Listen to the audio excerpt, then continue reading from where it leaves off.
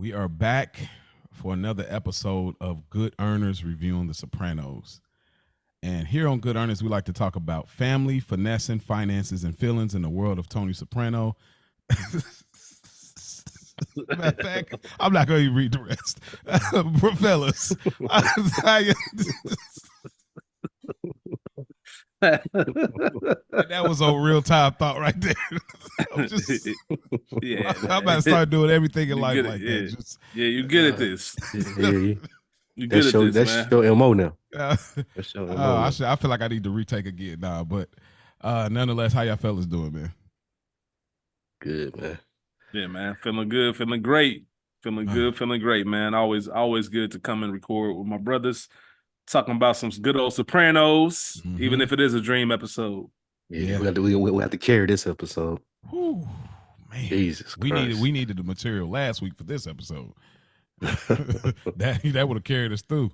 It would have been perfect to just stop it in the middle of the show. Yeah. No way. And real quick, before we even start, for dream episodes, it's actually not that bad. But for what we do on this podcast, since we're not a podcast that breaks down things to the 10th degree and like try to really dissect what Tony's dreams mean and why he's having them at the time, we're really just taking it scene by scene as viewers on what we think. It's a little bit difficult. It's like, all right, man, how we gonna attack this? But it's still a good episode. I don't want to shit on the episode. It's not perfect for what we do. That's what, man. When we get to the beginning of season 6. Yep. That it does. That's gonna be a rough couple little stretch. Yeah, couple little episodes. It is. I'll speak more to like why this is the roughest. You think it's interesting? This is. I spoke to this when it was just me and Spike when we were doing Funhouse. When he had to whack Big P. We talked about that whole thing. It was like, okay, but we was like in the middle of the episode, it's like, okay, boom, we can move on. But before we get there, of course, we got emails from the supporters of ours. First and foremost, I'm saying it. Guys are laughing at me. Are you going to read them? Are you going to read them in full? Yes, I am going to read. Are there any that are too long to read? We need to know right now. I'm getting my Floyd on. All of our listeners. That's insane. Getting my Floyd on is crazy. My Floyd on is crazy. You thought about that all week. Nah, it's off the cuff like that. It's a real time decision.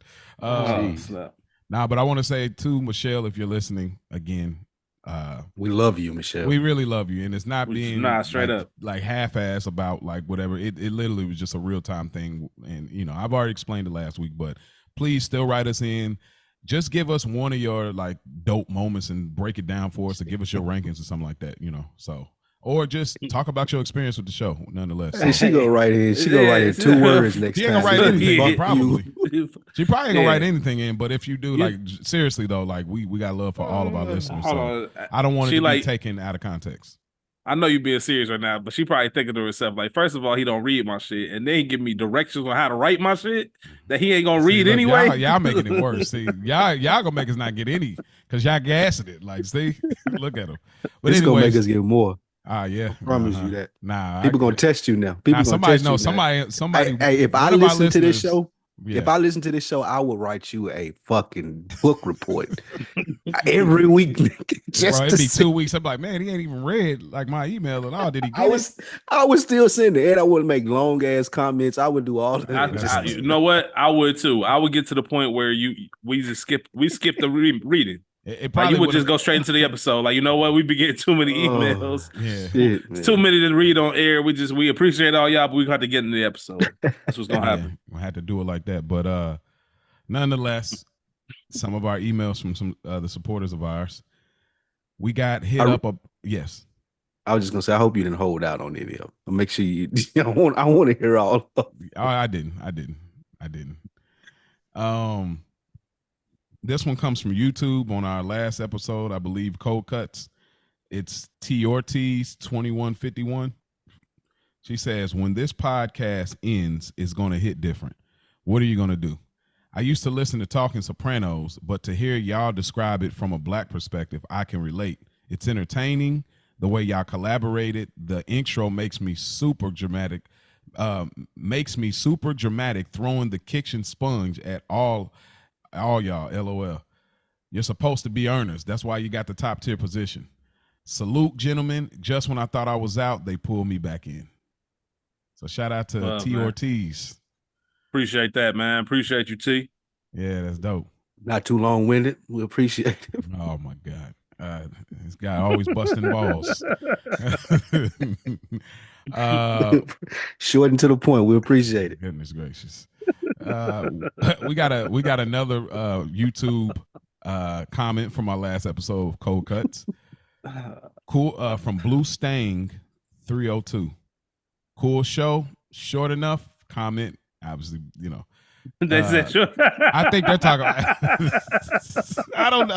I just caught that. I didn't even catch. I thought they were talking about how long our show is, but I don't know. Maybe it's double entendre. I think he was talking about your ass. Definitely talking to you. Is this short enough, nigga? Can I get this read on air? Is this black enough for you? Is that short enough? Comment ? LOL. Love your show. Oh my God. They said the longer. I think they referred to the show, but it's funny. No, the timing. No, they refer. No, the LOL. The LOL was you. That's you. All right. Love your show. Holy shit, the longer, the better. People who work. Jesus. They said love your show. Relax, bro. Goodness. People who work to or sleep to podcasts really like the long running times. You thinking of doing The Wire or something else when Sopranos is over? ? Yes, that is. What's the name again? I'm sorry. Blue Stang 302. Blue Stang. Yes, we will be doing something else. Mm-hmm. Have no idea what it is. Yeah, we're in discussions of seeing what we need to take our talents to next. I like how you put that. It's a wordsmith. Yeah. Yeah, I know. You know what, Chris Falone, I don't know if we got something from Chris Falone, but I just want to say, go ahead. Chris Falone wrote me about something else that me and Spike are working on. Hold on, let me back up a little bit. Mo, I was laughing because you were on Another Week in the Books. I'm also, man, I wish I was on that. And I asked you, Mo, do you watch Entourage? Nah, it's been a minute. I don't know. Now you catching up. Now you catching up, and now you want a piece of the action. Yeah, I want to look back right. Yeah. Chris said, I'll talk about it on our episode this week, but Chris had mentioned something about another show that he would like to see a best episode ever series of, and I think I'm going to make that its own feed and just keep that as a running. You're not revealing anything? No, I'm not revealing anything right now, but I think we've already got 2. By the time we finish Entourage, we'll have 2 series that we've done the best episode ever on, and I think the concept could really run. I never thought about it, but once people start saying the same way we do this and they start mentioning Sopranos, or Wire, Game of Thrones, now other shows are getting thrown in the mix where people are listening like, yo, appreciate y'all work. You ever thought about doing this show and this show? I'm like, oh, that's a good idea. Yeah. So somehow, some way, we're gonna work that out. To put my finger on the scale a little bit, I really think Friday Night Lights would be a fire next one. Yeah. I know y'all praise it highly, and I know I enjoyed it when I did go through it. So it's been a grip. Not to take away from the show, we can get right back into it. But Coach Taylor and his wife, I forget her name on the show, Connie Britton, best on-screen couple ever. Really close second is Beth and Randall, but yeah, that's I give them number 1. Beth and Randall are really close to. This Is Us. Yeah, This Is Us. Yeah, I want my marriage to look like Coach Taylor and Tammy Taylor. Tammy Taylor. Yeah. I want my marriage to look like that. The partnership level of it. That's a really good point. I like it. But yeah, we can go back to it, Mo. Yeah. So yeah, who knows, Blue Stang? Just stay tuned in. But I got some other things for this YouTube feed as well when the show is over. So y'all stay tuned for that. Bricks V hit it up. He said Mo in the beginning was like Tony the Carm in Pie Oh My. Come on, Carm. I gave you 2 out of 3. Laugh my ass off. That's good, Bricks. That's good, That's Bricks. really good. That's good. That's good. That's a good callback. He gets I gave this you show. 2 out of 3. He gets this show. He gets it. I love it. That's funny. That's really good. Chris Falone hit us and says, dude, I feel Spike about Chrissy, man. He was being such a bitch over that childhood shit. just shows we never really appreciate the ones who ride for us for real. Little does he know, Junior told T to whack him, and T spared him. Chrissy is like the female he's like the female Carmela. I don't know, maybe meant male Carmela. I don't know. Female Carmela, he just expects everything to be handed to him because of his relationship with Tony. He never understood that this is business. Yep. That's an interesting take. Being like the counter. Agree with Chris. I agree with him. We got another comment from the last episode. Mo is a wild boy, man. From Jordan McSales. Definitely. No, Jordan. That's Jordan. Oh, that's Jordan. Okay, all right. Yeah, that's Jordan. You say definitely y'all best. Jordan, man. Yeah, shout out to Jordan, man. She said definitely y'all best episode of the pod thus far. Wow, that's crazy. Wow. Yeah. It's probably top 3 moments. I got it's the trunk story. Spike told the trunk story. Then I had the Johnny Sack rant that we went on when he was on the toilet, and now the email. Those are the top 3 good earner moments. I feel like, you know. I agree, because all of those made me laugh when you just mentioned them and thinking about it. Yeah, those are the ones that really stand out. Kayori, he hit us up on, I believe, the last episode. He said, I can reimagine the whole email reading situation. Oh man, y'all are killing me. With Christopher is Mo, Spike and Rich is Tony, and Tony B. Just like the diner scene in the episode. Moments like these are what make the podcast great. Hey, that's funny as I didn't know my sobriety bothered you. Oh shit! Have a drink already. Have a drink already. Hey man, Oh, y'all, I love our fans, bro. Y'all are the best, man, bro. Y'all, I'm glad everybody else feel this. Yeah, that shit was wild. Yeah, that was wild. It was one of the wildest podcasts I've ever seen in my life. I ain't hold man. Hey man, I done a lot of podcasts. It didn't even take 5 minutes. We was 5 minutes into it, and I'm like, oh shit, I'm up here dying. Yeah, I guess. Where else y'all gonna get this type of Sopranos content, man?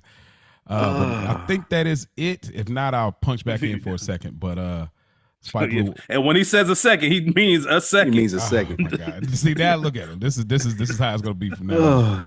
Shit, man. Yeah, but Spike Lou, what episode are we reviewing today? Mo, we're reviewing episode 11 in season 5, titled "The Test Dream." And in this dream episode, Tony has a clarifying dream. Maybe Valentina burns some eggs and some other things. Tony B loses someone close to him, and that could add fuel to the Cold War with New York. This is episode 11, season 5, "The Test Dream." Here we go, fellas. Oh man, get in these notes. I thought the email was bad. We open up the first scene. You know, Tony's pretty much he's slapping those Valentina cheeks. And you know, it seems like he's just got finished and he's, you know, trying to get dressed and get out of there. She wants to take things to another level. And she was definitely looking for that, you know, that whole thing since he's no longer he's separated. And he's not really here for it, but he's trying to stall it out to be still look like a gentleman. And then she tries to cook and argue or fuss with him, and she ends up catching on fire. It's lit. What y'all got to say?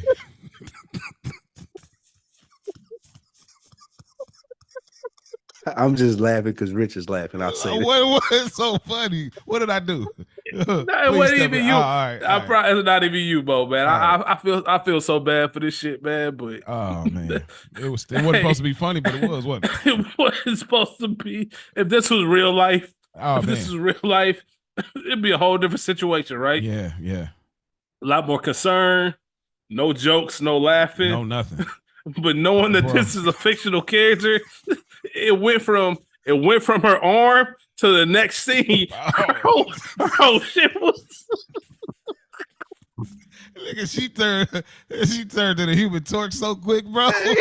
Tony came out like, what the fuck? Like, what happened? Yo, he came out like, oh shit, bro. He went searching for shit, like for real. Come on, man. Like, bro, he's ready to break it off. That's what make it even crazier. It's like, damn, I can't because this happened. Oh my! And he told her worst feelings. Oh man! Because you remember on the earlier episode, hey, that shit hilarious. Yeah. Remember on earlier episode, she cooked and that shit was trash. So he told her like, don't go through the trouble of cooking. Yeah. If she still egg beaters and Tabasco, no, keep that in the fridge. I'm cool. And look how much milk she put in those eggs, bro. It was more milk than eggs. It's crazy. She can't cook, man. Obviously, she cooked her. Never mind. Let me. Bro, how you like your eggs? Well done, boy. Man, I always wonder how the stunt doubles do this, bro. Like this stuff, because you always just in your mind you just think, oh, special effects. You just think that naturally, whatever, some kind of way. But you always wonder, like, how do these stunt doubles do stuff like this? That like they have to, you know, that shit look like a cartoon. She was spinning around. I mean, it's the screen for me though. I'm sorry, it's just the way the screen was. It just like made it way more funnier than it should have been.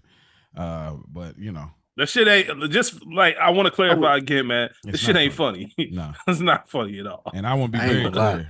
If that was a man that was one of Tony's capos that got burned, I still would have been laughing. So I want you to understand it's not that because it's a woman either. So it's would y'all have been able to react that quick? Yeah.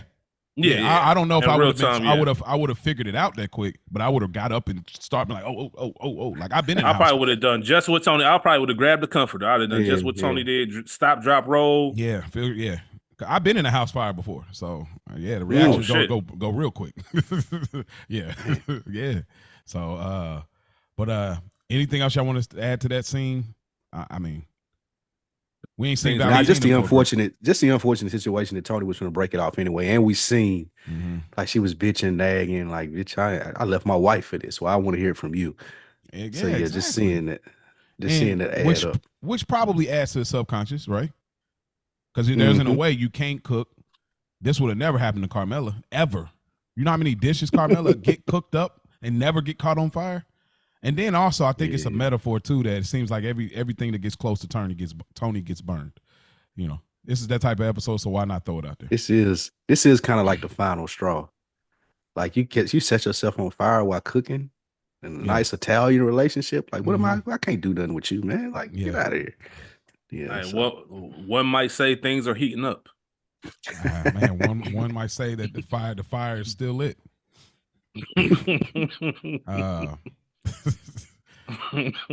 You're supposed to hit me with the Paulie. You stepping on my joke.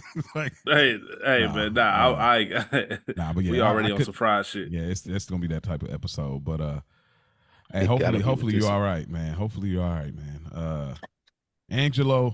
Angelo visits Blundetto at his casino business, and the only thing I wanted to ask really is, what did y'all think about Angelo, saying all of this information in front of his son, saying his son is cool? Like, does that speak to him being like Grandpa Angelo out of the can, or do you think his son was legitimately like, all right, he cool, he know how it go? I think it speaks exactly to what either both of you or one of you said specifically last week about Angelo. Mo, you might have been the first one to bring it up. Just about playing both sides. Like you were at the meeting with Rusty, trying to get this all set up. Now, when it go down with Joey Peeps, you thinking like, damn, did it have to come to this? Yeah, exactly. Like that just lets you know where his mind is. He's not in the field anymore. He's not a soldier. You letting things slip. In your heyday, you would have never brought your son around. Right. Affiliated or not, you would have never. Now you just loose with it. Just shows how things change. Spike always mentions it. We in at the end. None of this happens in the heyday of this thing of theirs. Like, well, I don't care who my son is, how trustworthy he is. He's a civilian. Like, what are we doing? What are we talking about? If I was Tony B, I'd have been like, hey, man, we can talk about this later. Like that. Tony Soprano would have never, ever let that go down. Ever. Like, he don't even like when people bring stuff up. He turned the subject on. Yeah. He'll walk off. You know what I mean? So, yeah, it was just, it didn't surprise me because it does show where Angelo is and why what happened to him needed to happen. Because you're not even a gangster no more, bro. You did too much time in the can. Now you semi-retired. Now you halfway back in. Ain't no halfways with this. Ain't no halfway stepping. Yeah. Ain't no halfway crooks. No, none of that shit, bro. You got to get into this shit fully. You got to put your life into it. Old man Bacala. You got to really be about this shit. Yeah, like exactly. if it's about, if I got to die for this shit, I'll die for it. Angelo ain't on that. Come on, old man Bacala, man. Let's give it up for the legend one more time. Goodness gracious. Yeah, man. Great reference. Right and there. On top of that, everything you just said, absolutely yes, Rich. On top of that, where's my money? Y'all niggas not for the installment playing me on a murder? Like, yeah, that's crazy. Here's like crazy. Install. We doing Zelle or what is it? Afterpay on a murder. Afterpay on the murder. Come on, bro. What we doing? Yo, like I would have been. Yeah, like bro, I would have been sick. Dog. Afterpay on the murder. That's crazy, nigga. I don't even know if it was half of it. Nah, it wasn't. It wasn't even here's half. Some of it. Like nah, bro. Come on, what we doing? That would see, but then that speaks to Blundetto's, weak spot too, because that for him exactly for him because it seemed exactly because he didn't even question it. Exactly, you didn't. You should have got half up front. Like I think that's how that thing normally works. Half up front, with me. Other half after the job is done. So Blundetto did it all. He went on the the shake. What do they call it? The handshaking agreement or whatever. Like, okay, we're doing this, and then they come back and hit you in installments. Then you want to hit me with a joke? Oh, Rusty's banging his wife in installments. Like, yeah. Bro, I did the job. I did a clean job, like you said. Yeah, I did. Like, it wasn't no blowback as far as we know so far. But y'all ain't got no reason not to give me my money, bro. That's crazy. Like, that's bro. That end at the end though. Like, that's making payments on a murder. Like. Hey man, why is your son back here, bro? Now that I look at it more, why is this nigga back here having a drink and shit? Like, I don't even know how old is he supposed to be? Who, his son? Yeah, because his son look old as shit. Yeah, his son probably like, my guess, he probably like 40 in his 40s. In his 40s or so? I think Angelo's probably like late 60s. I'm 68 or something. You done brought this nigga to the gambling spot. He a civilian, bro. It ain't nothing for him to tell. Playing in real life. You violating heavily in this conversation. Yeah, this is crazy. But again, Tony B allowing it to go. And then one thing I didn't like, it's just a nitpick, not about the show, but just in general. Why is Tony B drinking out of a mug? Like, what is this? And everybody else had the glass. I was like, bro, that was so weak. Like, I don't know what that means, but I'm like, bro, get you a glass, dog. Don't toast me with a coffee mug. And they had a coffee mug. It wasn't. I'm sorry. It's just little stuff like that. Like, bro, get you a glass. I noticed that too. Interesting when I was watching. I'm like, why you got a coffee mug? Yeah, I don't know. Maybe that's all they had on the set or something. Just flow with it. But do y'all think there's any meaning to because I'm the boss? That's why on the plaque that Angelo gave him. Yeah. It's a spoiler there. A spoiler though, to what I take from the meaning of it. Okay, you want to reveal later? Is it? I think it goes to how Tony B's arc plays out. Like Tony Soprano could have did whatever he wanted in that situation. Like there still was no real proof. But actually there was. We'll get to it later in this episode. But the decision that Tony Soprano makes is because I'm the boss. And I say so. This is why I'm doing this. Oh, that's how he even got in that position he's in because he's the boss. That's why. Yeah, true. Nice. That's Tony's whole existence is that way. Ever since he punched Ralphie about Tracy. I almost think before that. It probably was before that, but that's the first thing that comes to my mind. The therapy, I think that was when. If you want to try to catch it. Yeah, you can. Yeah, I can definitely think you get. I mean to a punishable offense. Oh, okay. Like where this just like you, bro. You breaking. We have set rules. We talked about it a few episodes ago. Tony told Chris he had to make it right with Vito for throwing a sandwich at him. Right. Not for physically assaulting you. Would put my hands on you. I threw a sandwich and I got to make that right. I owe down on that. I owe some restitution. You punched a made man. Over a woman who's not related to you by blood or marriage. Like you can't do that, bro. There's got to be checks and balances. If you the boss and you get away with it, how you gonna hold court and tell somebody else they wrong when they do it?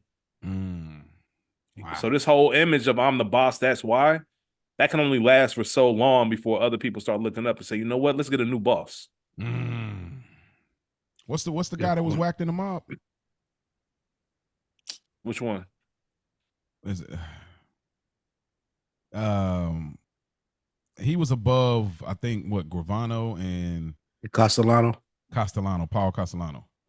So that's what that comes to mind when I think about that. Like you just said, Rich. It's like, oh, that's maybe we need a new boss. That's what Gotti said. It's crazy.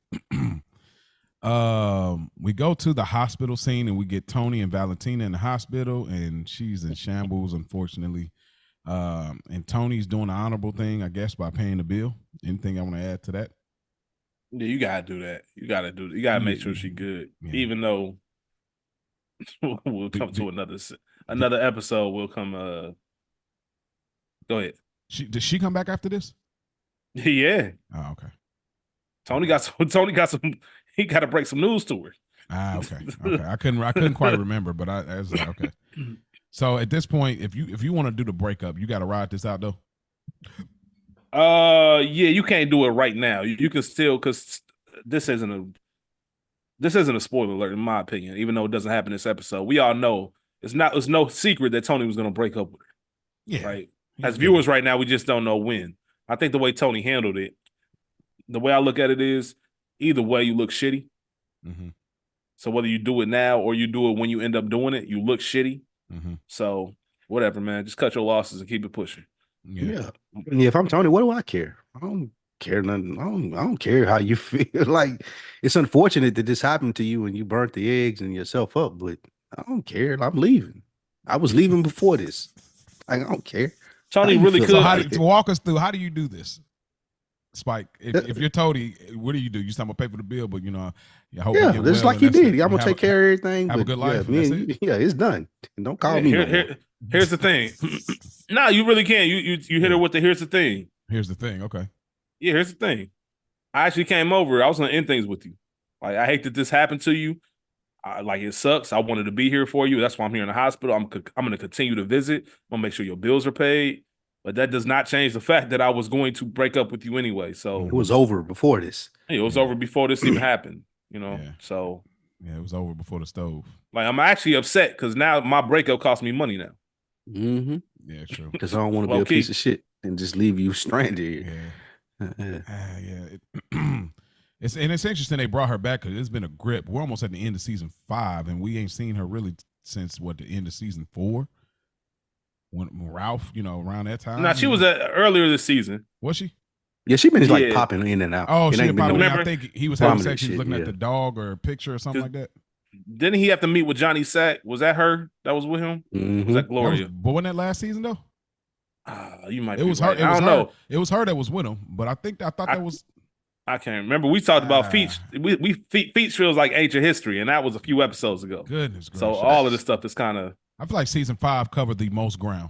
Like, you talk about from start to finish. True. Which we'll talk about on the last episode of this season. But like, it feel like it covers so much more ground than like the previous ones. That's a fact. Because it feel like lifetimes ago of all of these different things. So yeah.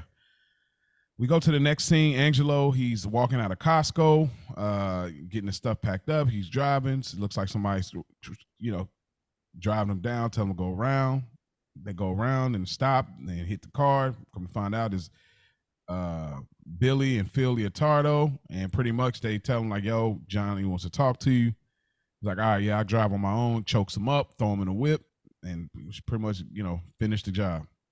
Bye-bye, Angelo. Get out. Anything else? Anything else? Boy, are you dead. Anything else I want to add to the scene? Goodness. Oh, shit. Go ahead. It's fine. Man, it speaks to what we've been saying about Angelo for however many episodes. Your head ain't in the game, bro. You're an old man. You're not cut out for this. You don't draw any type of suspicion. Your head's not on a swivel anymore. You're just an old grandpa who someone convinced to do this, and it got you killed. Like, had you been paying attention, had your head been on the swivel, had you been thinking, then you wouldn't have been killed. You would have been able to go back, regroup, know that this was out on you, and do whatever needed to happen since then. But I mean, from there, but it just speaks to what we've been saying about Angelo, man. He washed. I don't know if y'all seen this scene, but man, the actor that's playing Angelo, dog, when they choke him up and the way he's getting, for him to be his age, he's getting with the physical because he's doing like the like he's doing it like, if you see the scene, I'm like, yo, this actor's doing a great job to be as old as he is because he's selling it, boy. Like, dang, they jacking this man up. You know, so it's just I got to compliment the actor. I don't have his name on right now, but like the actor that played Angelo, like that whole thing, and like it got to be even though you got to go through the whole thing, like actually letting them put the plastic over you. You know, even for that quick second, they have to know your lines in the plastic. Like that's dedication, man. You know, man, what a way to go. That's the last thing you see is right there, plastic over you, begging for your life. Pow, damn. Yeah, man. Spike said it best. That was in your heyday, bro. You recognize that that's Phil's car. You see the play. Right. You're not getting caught slipping like this. Like you just out of you in civilian mode. You're not even thinking like Beanie Siegel always said, man, shit, I'm circling the block before I'm parking now. Don't get it twisted. I ain't bitching. I'm just cautious now. Like that's just how you live. Like I'm not a sucker. Like, but I have to make sure that my surroundings is good. Like the life that I live, it involves that. You have to be on alert all times, no matter how old you are, how long you've been in this game. And me and Spike did a Culture Guard movie called The Town, to quote Doug McCrae. Angelo, man, he just a fucked up guy. He's just an old man with a fucked up face who forgot that his best years are behind him. That's kind of what it is. Like, yeah, he did. That's a good call, but he just didn't know. He just didn't know how to be coming out. Unfortunately, like he wanted to reap. He wanted to reap the mob benefits and be civilian. Even that's what Mo. It seemed like even so, he catches it last minute. He knows something is up when they telling him, Johnny wants to speak to him. Mm-hmm. Even then, I'll drive you separately. That was his way out. One thing that I've learned, one thing most men learn. All right, some women too, and I don't know, but I know specifically young men. One of the first things you learn, especially when it comes to confrontation, don't ever in your life turn your back on someone who's looking to do harm to you or you think is looking to do harm to you. Ever. That's why they teach you not to have your back to the door in restaurants or public places. None of that shit. You should be able to see what's going on. I'm backing up to the whip. You're not catching me slipping, but it goes to the point like walking away. Goes to the point as what we just said. Angelo's out of it. He ain't that guy no more. He's too much of a civilian.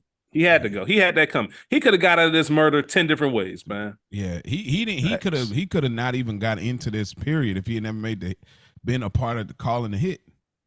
They know you're connected to Blundetto. They know how tight y'all were. Y'all were in the can together, so they know. Oh, we know Blundetto did the hit, so we know you had to be the one to call a shot. Like if you never get involved with that, I feel like that was unavoidable though because of the position that he was trying to be in. Like this was part of his support for Lil Carmine. So the hit had to be done because Lil Carmine was mad about who it was that Phil them killed. So it had to be done. But I do agree with everything else y'all said as far as like you just washed, bro. And to give a infamous Good Earners wire cross reference, this is like when Chris was schooling Michael on showing up first. Like, you know why we here so early?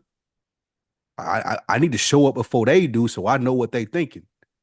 And know what they looking at and know what they doing. Like this, like that mindset was so out of there for Angelo. He just thinking I can go to Costco and buy gifts for my grandson, and I'm living like, nah, bro, you in the mob, bro. Bro, calling like, you just had a hit. Like, come on, bro. Hey, two things to your reference, Spike. Chris told Mike, you don't want any surprises in our line of work. One of the realest things. To make another cross reference, it's wartime, bro. That's like when Snoop pulled up on them niggas on the block. Like, what the fuck is y'all doing on the corner? Don't y'all know we in a fucking war? Right. What is y'all doing outside? Like, get in the car, get in the truck. Like, are y'all bugging? Yeah. Like, we at war, bro. Angelo, we at war. What are you doing? Picking up your fucking what you doing? Picking up your fucking sawdust, bruh. Whatever you need to do, your little housekeeping items, bro. Nah, like niggas is at you. They probably been on you all day. They probably been on you all day, nigga. Maybe all week. Like Chris, we've been keeping you all week. Hey, Snoop was pissed. She was visibly upset. What the fuck are y'all niggas doing outside when we got a full-on war throughout this entire city? Get the fuck in the truck, man. Y'all niggas buying hot Cheetos and shit. Yeah, y'all buy hot Cheetos and pickles and shit, man. Get the fuck in the truck. That's good, man. Rest in peace, Angelo. He deserved it. Yeah. You couldn't fucking retire? Yeah, he should have never. They should have hired an outside source to whack Peeps. It's Peeps. Like, he's not even a made guy. Like, I don't understand. He's, he is. Tony B is an outside source to them. Right. He's not affiliated Jersey. technically. No, he's outside. He a made man. What I'm from Jersey. Is, I'm cool with this dude. See, they're so old. Remember when Tony put Chris over something, and he said, "Hey, I need you to make it look like this." Well, who Chris hired? He hired the black dudes. Make it ghetto. Make it hood. Make it gangster. I don't think that. But again, they're so out of touch. Angelo and Rusty, that like they gonna go right to Blundetto, knowing that he's with Jersey. Y'all know what it. It's crazy. Like, I don't know. They're just out of touch. Well, I mean, that's a glorified crew though. Like, I'm assuming not only Phil looks at Jersey like that a lot of the New York people look at him like that. So for sure, him, kind of what you're saying is right. Yeah, what we've been saying, he's out of touch.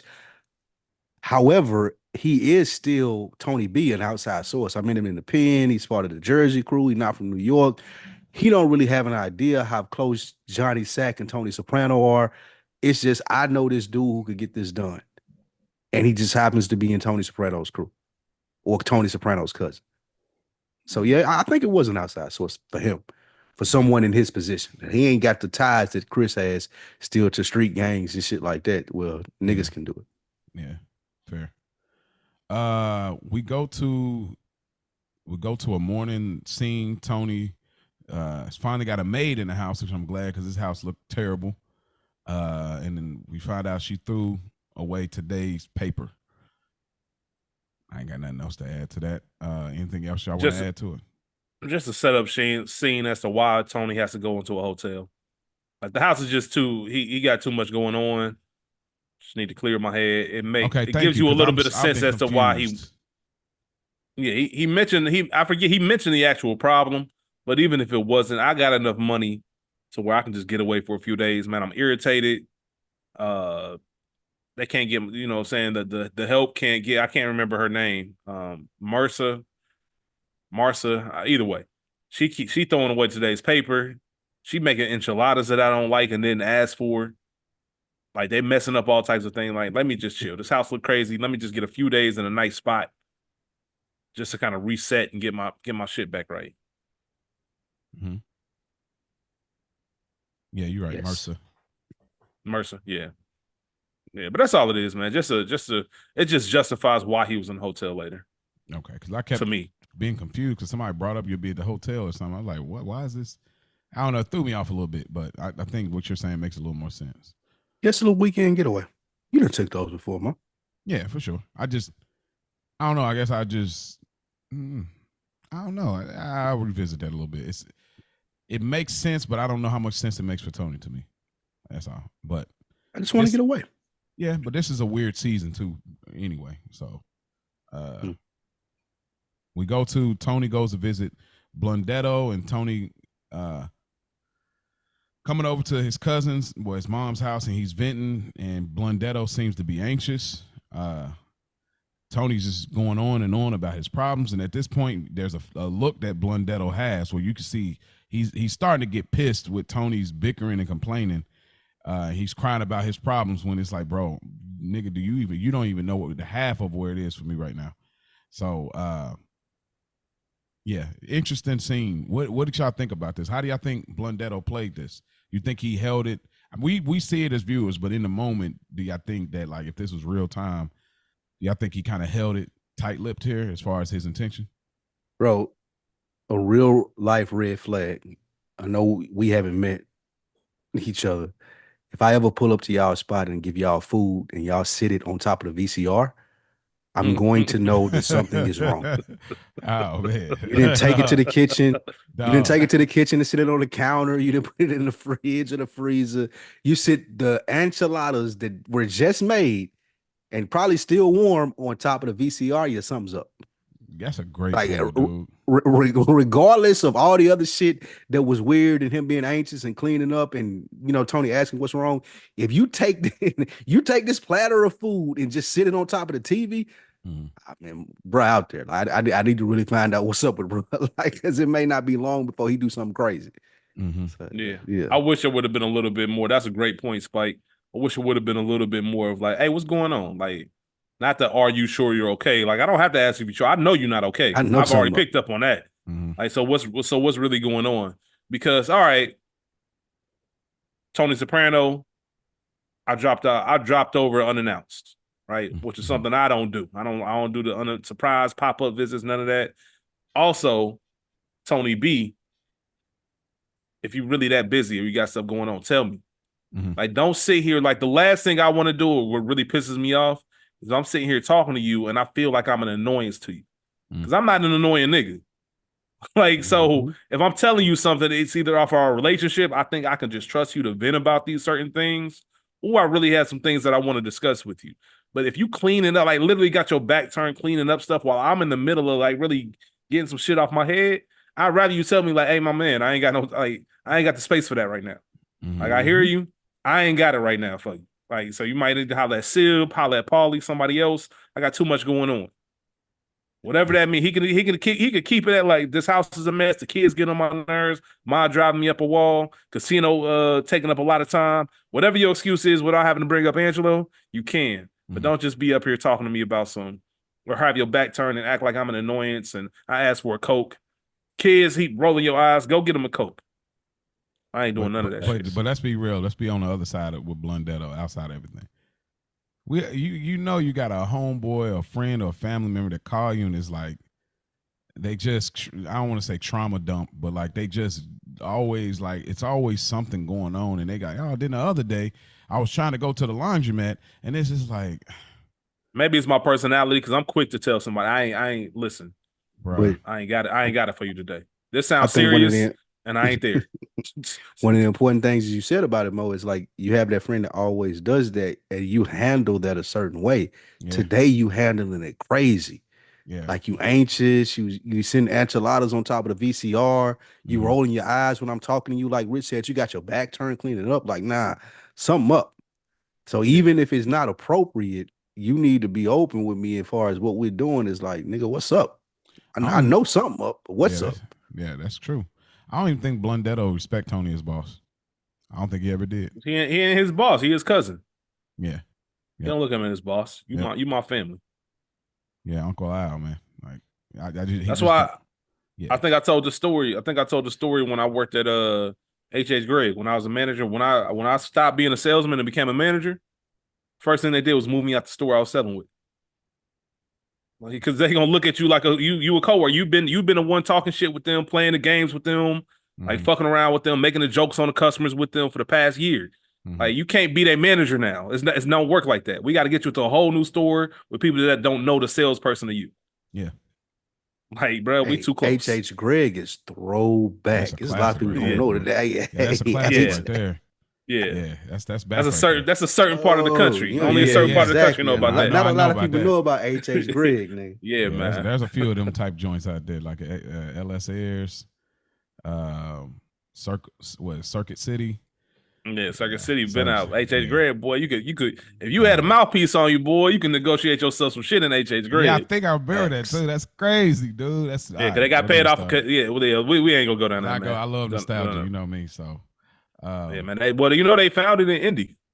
No, are they? Yeah, Indianapolis. Oh. Yeah, corporate headquarters was in Carmel. They knocked it down though. Shout out to H.H. Gregg, man. No doubt. We go to the next scene. Tony comes to the hotel. Tony sees Melfi, and he sees Melfi. He's trying to check in. He checks in under a different name. There's a whole lot of different moments that's like tied into this scene. We spend a lot of time with Tony here. You see the view that he got, which is a fire view. He's getting settled in. He's taking a shower. He's laying in the bed. He about to call him up some. He about to call him up some cools. He calls Charmaine and doesn't say anything. Trying to call your best friend's wife is like nuts. That is nuts. Ex-wife. They just separate like Carmel and they ain't divorced though. Is they officially? I don't like how they forced this. This seems forced. It was out of nowhere. What part? Charmaine. Like all of a sudden, Charmaine Bucco is like your ideal woman. To go to It's a weird trait of Tony's because remember, he's always have this weird desire to start over because I think in some way he thinks he can fix his internal nature because he tried to do that with Adriana, and I feel like there was another. I mean, at least how he felt about Gloria, I think was up there until she started kind of really wigging out on him or whatever. But yeah, it's always this thing of him wanting this to start over, which I think ties into a lot of the themes that we'll get into the dreams when that time comes. But I don't know. Again, I think this season they're doing the odd job of trying to make us hate him. You know what I'm saying? Like, okay, we need y'all to stop loving him like he's America's dad. We need to every angle and every corner. We need you to understand why he's a terrible guy. We just seen how he did his sister last episode. You know what I'm saying? We seen how he, been doing Carmela, like just talking greasy and, so it's just all of these different things we've been seeing, and this is another one of those moments like, wait, ain't Artie Bucco his best friend? And so we kind of get that. But yeah, having commercials for prostitution is wild though. Like, that is what? Dog. Like, that was wild to me. I'm like, yo, is this real? Was this fantasy? I don't know. That was wild. What y'all think about that? Every time I watch this episode, I think of when Tony pulls up to the hotel, the valet, here for the Lawrence wedding. No, long term or short term? Just park it. Just park it. And keep it at that horse shit over there. I didn't catch that bar. Yeah, keep it at that. That's good. Yeah, the long term, short term, and keep it out the horse shit. Obviously, somebody has a club named Crazy Horse. Wow. You caught that on your own, or have you seen that over the years? The long term, short term, I've definitely caught that on my own, just because the name of the next episode is long term parking. So for them to even have this conversation, it's always easy. If they did it like 5 episodes ago, I probably wouldn't have thought of the callback. But knowing that that's coming next, yeah, like, it's easy to put that together. The horse shit I saw somewhere. Okay. Also, Tony grabs papers from his neighbor.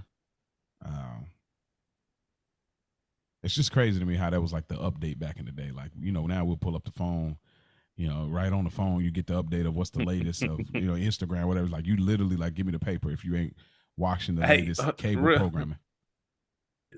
Everything you said, Mo, and if you had to be around when papers were a thing to know how society looked at you as one of the cheapest motherfuckers ever if you did something like that. If you stole somebody's paper, you were looked at like that was like not putting your shopping cart back. Like, that was just one of those like unforgivable sins that you cause in society. Like, bro, you ain't got to do that. Like the McNulty does in the season 5 of The Wire, where somebody will be getting a paper from the machine and he'll jog up to it and hold it up, so he ain't got to put a quarter in. He'll just grab another one since it's open. Wow. Like, it's you're inhumane. You're inhumane if you don't like. Yeah, bro. We all just trying to make it out here. You being like a savage right now. Because to your point, Mo, the paper is that important. That's how a lot of people started their days. So imagine you in a hotel too, you relaxing, just want to sit back and read the paper and your shit gone. Some poor guy at the hotel lobby got cussed out because he swear up and down somebody forgot his paper. The whole time Tony just stole it. That's good. That's crazy. Good. Tony calls to pretty much try to find out anywhere. Has anybody seen Blundetto? Calls his mom, calls the Bing, calls the casino. Then the young lady shows up. Yeah, she got it. Anything else y'all want to add to this scene? Just want to highlight that he's calling for Blundetto because he got the message from Seal. Yeah. Right. Good call. No pun intended. And Seal knew where he was, like, because you said it was out of the ordinary for Tony to do something like this. That's what threw me a little bit, but it shows still too that he let people know, certain people know where I'm going to be at and what name I'm going to be under. Yeah, I'm sure he let completely unplug. Yeah, I'm sure he let Seal, Chris, Tony B, because we saw him tell Tony B he was going to be over there. That might be it. Paulie might not even know where he is. Like, just, hey, if y'all need me, I'm gonna be here. Call me there. Like, if you can't get me on my cell, call the room. I wouldn't even say Chris. Probably just Seal. Well, only reason I say Chris is because Chris came to see him at the end of the episode. Oh, true. So that's what makes me think Chris. Uh-huh. Yeah, I'm sorry. I tried to speed past it, but I mean, I'm sorry. I'm not gonna repeat the lines, but it makes me the young lady that pulls up definitely brings me back to Blundetto, Christopher, Tony's conversation at the laundromat or at the spa joint. I will leave, I will leave it there. I ain't gonna, there's a lot of things I can say right now, but I'm not gonna say it. But shouts out to this young lady. That was she did that. Yeah, red looks good on her. Yeah, red is always one of those. She definitely didn't miss. She did not skip leg day. Nah.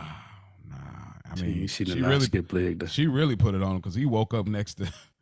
He woke up in a trance, like in a dream next to Big Carmine, and this is where obviously we get into the dream sequence of it all and try to piece this thing together. I'm gonna jump out here right away. Ain't no point of building suspense.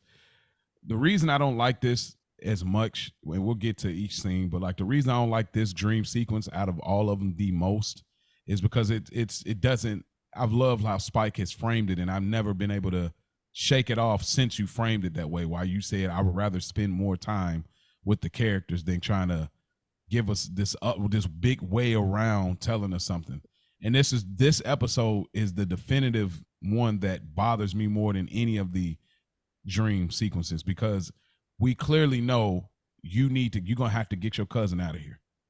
Like we clearly know that. Like this whole time, are you ready? Are you ready? So I will speak into it, but like I want to get it out the way early. So when y'all get this review and understand where we're going, this is what bothers me. We didn't need all of this for you to tell us that you're gonna have to whack him. Like but anyway. I think one of the more frustrating things is we don't clearly know.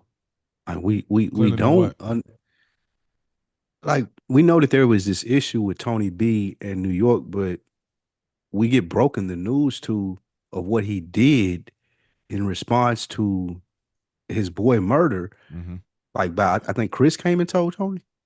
Am I right? I don't want to skip too far ahead, but and they try to tell us in a dream in a way about way. They did, but all of this stuff to us as viewers is like, okay, what the fuck is happening? Because the only information that we have is the previous murder that Johnny Sack is mad about. Mm-hmm.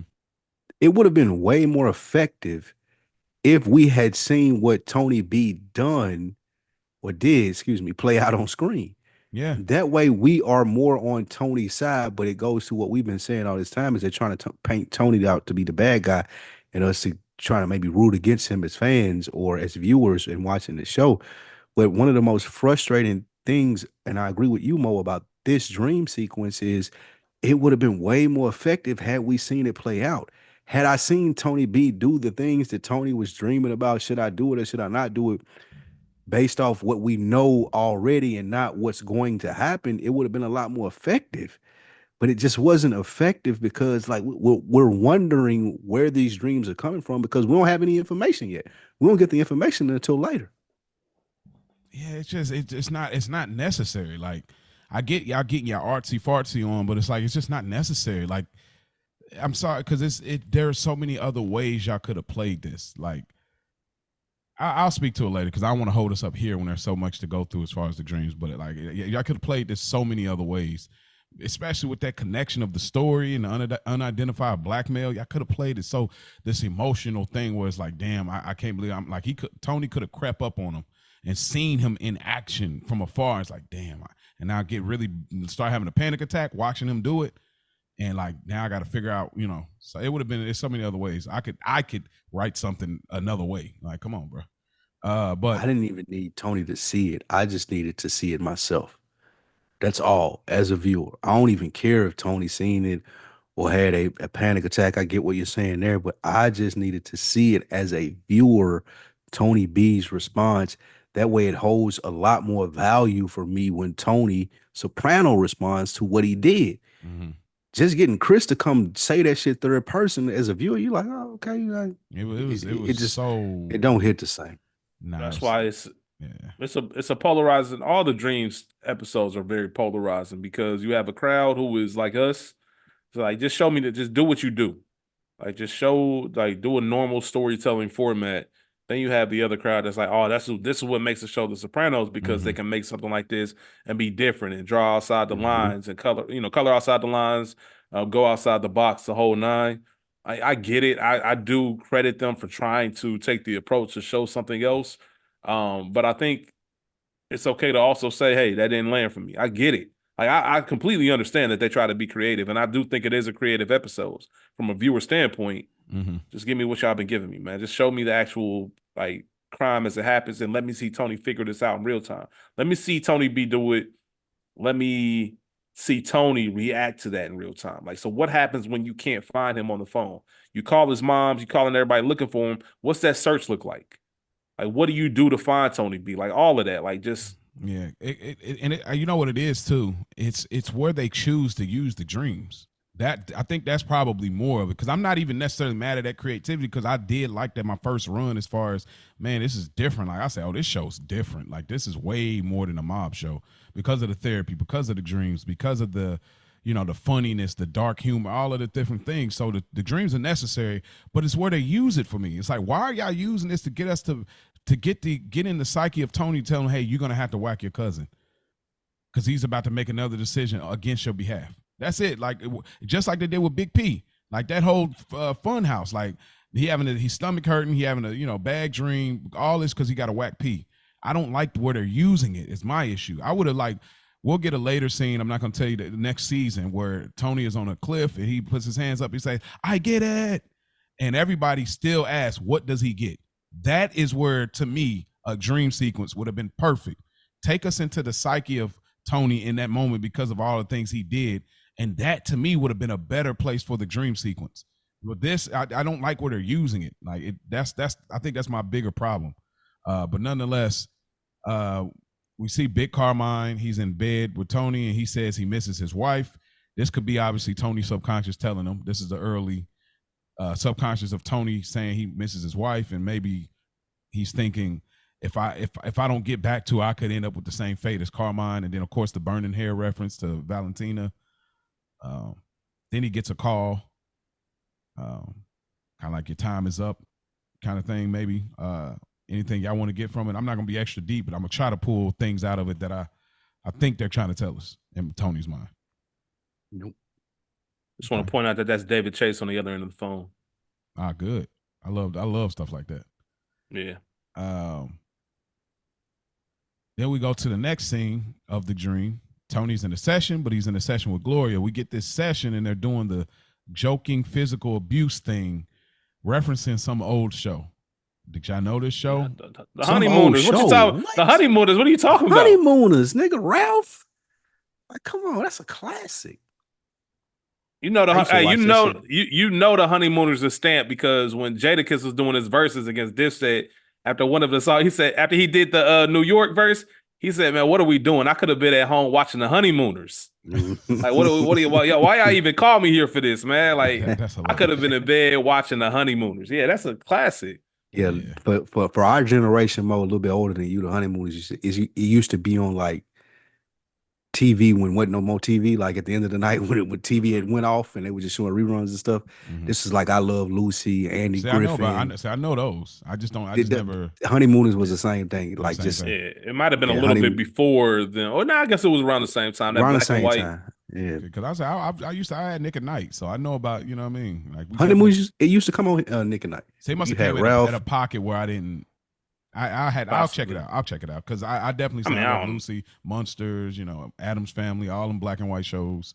They tried to Genie, They brought it back and made a movie out of it, a black version with Cedric Entertainer and Mike Epps. Yeah, terrible. Yeah, that movie was goodness gracious. That was one of my first favorite TV shows, to be honest with you. I used to watch this shit every night. Wow. Yeah, I used to watch I'm gonna check out something like a little bit on YouTube just to see. So I'm gonna definitely check it out. But I've heard of it before. I just didn't know the reference because I never watched it. But was that pretty spot on? Like that how they were doing that? Like yes. Yeah. Okay. Yeah, he did it again. He did it prior. The Marco Polo episode when he came and when she was talking to Road Top about how Tony's always late, and he said, "I heard that." He said, "Needles and pens." That came from that show. I think Needles and pens. Needles and pens. Needles and pens. get married, and that's when your trouble begins. Something like that. That was like the phrase. I believe that came from the Honeymooners as well. So they did a lot of that, like "Why am I married?" type shit, like domestic violence, which isn't funny. Oh, but a whole lot of like "Why I oughta." That whole thing. But it's like you actually did oughta. You actually oughta. Like that's what makes it crazy. The thing about it, Mo, the reason why you probably never seen it, it only aired for 1 year, and that's what makes it so epic as far as how renowned that it is. It was only on TV for 1 year, so it's not that many episodes of it. 1955 and 56. Man, that's a rip. Niggas were nowhere to be found. One season of TV. 39. Yeah, nah. Ain't no black people.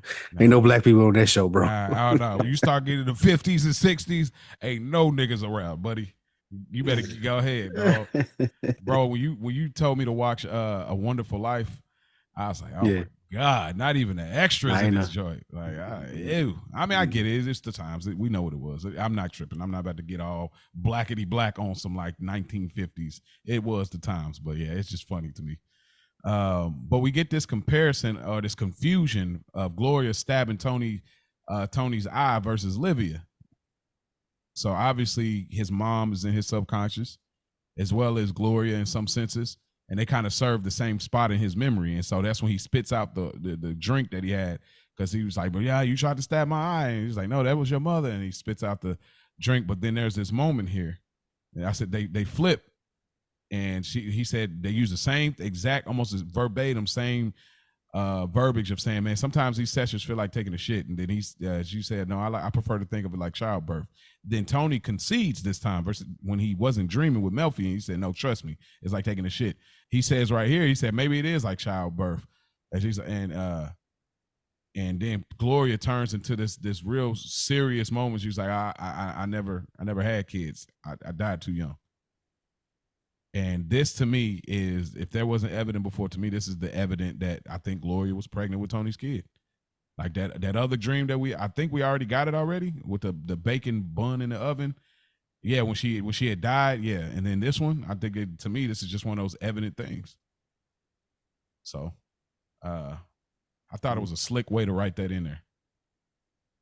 Anything else y'all take from this session? Nope. Nah. Okay. We go to Tony's looking at the TV, and in the TV he sees a car ride, and in the car Tony's in the car with Johnny, Big P, Mikey, Artie, and Ralph. Is there? I mean, no. To answer your question, no. But let me ask you this real quick. And this is something that Tony alludes to later on in the episode, but what did you think when you did see Artie in there? It's very easy to connect that most of these people in there are dead. Then you see Artie out of nowhere. Did anybody interpret anything from that? That's what I was trying to figure out. I was trying to figure out what I asked the question. Yo, why is Artie there? I did ask that question. I looked at it as the more Artie hangs around Tony, kind of the whole illusion of what you said. Who said it about up in smoke or going up in smoke? Everybody gets close to Tony gets burned. Yeah, get burned. I kind of looked at that like you might be next if you keep on down this path. Because all of these people in the car, even though Tony has nothing to do with that. Mm-hmm. P, obviously a direct murder. You can say he deserved that because he broke code. Ralphie, personally, from a personality standpoint, you might say he should have died, but based on this thing of theirs, he didn't do anything wrong or was convicted or found guilty of anything wrong to be killed. Mm-hmm.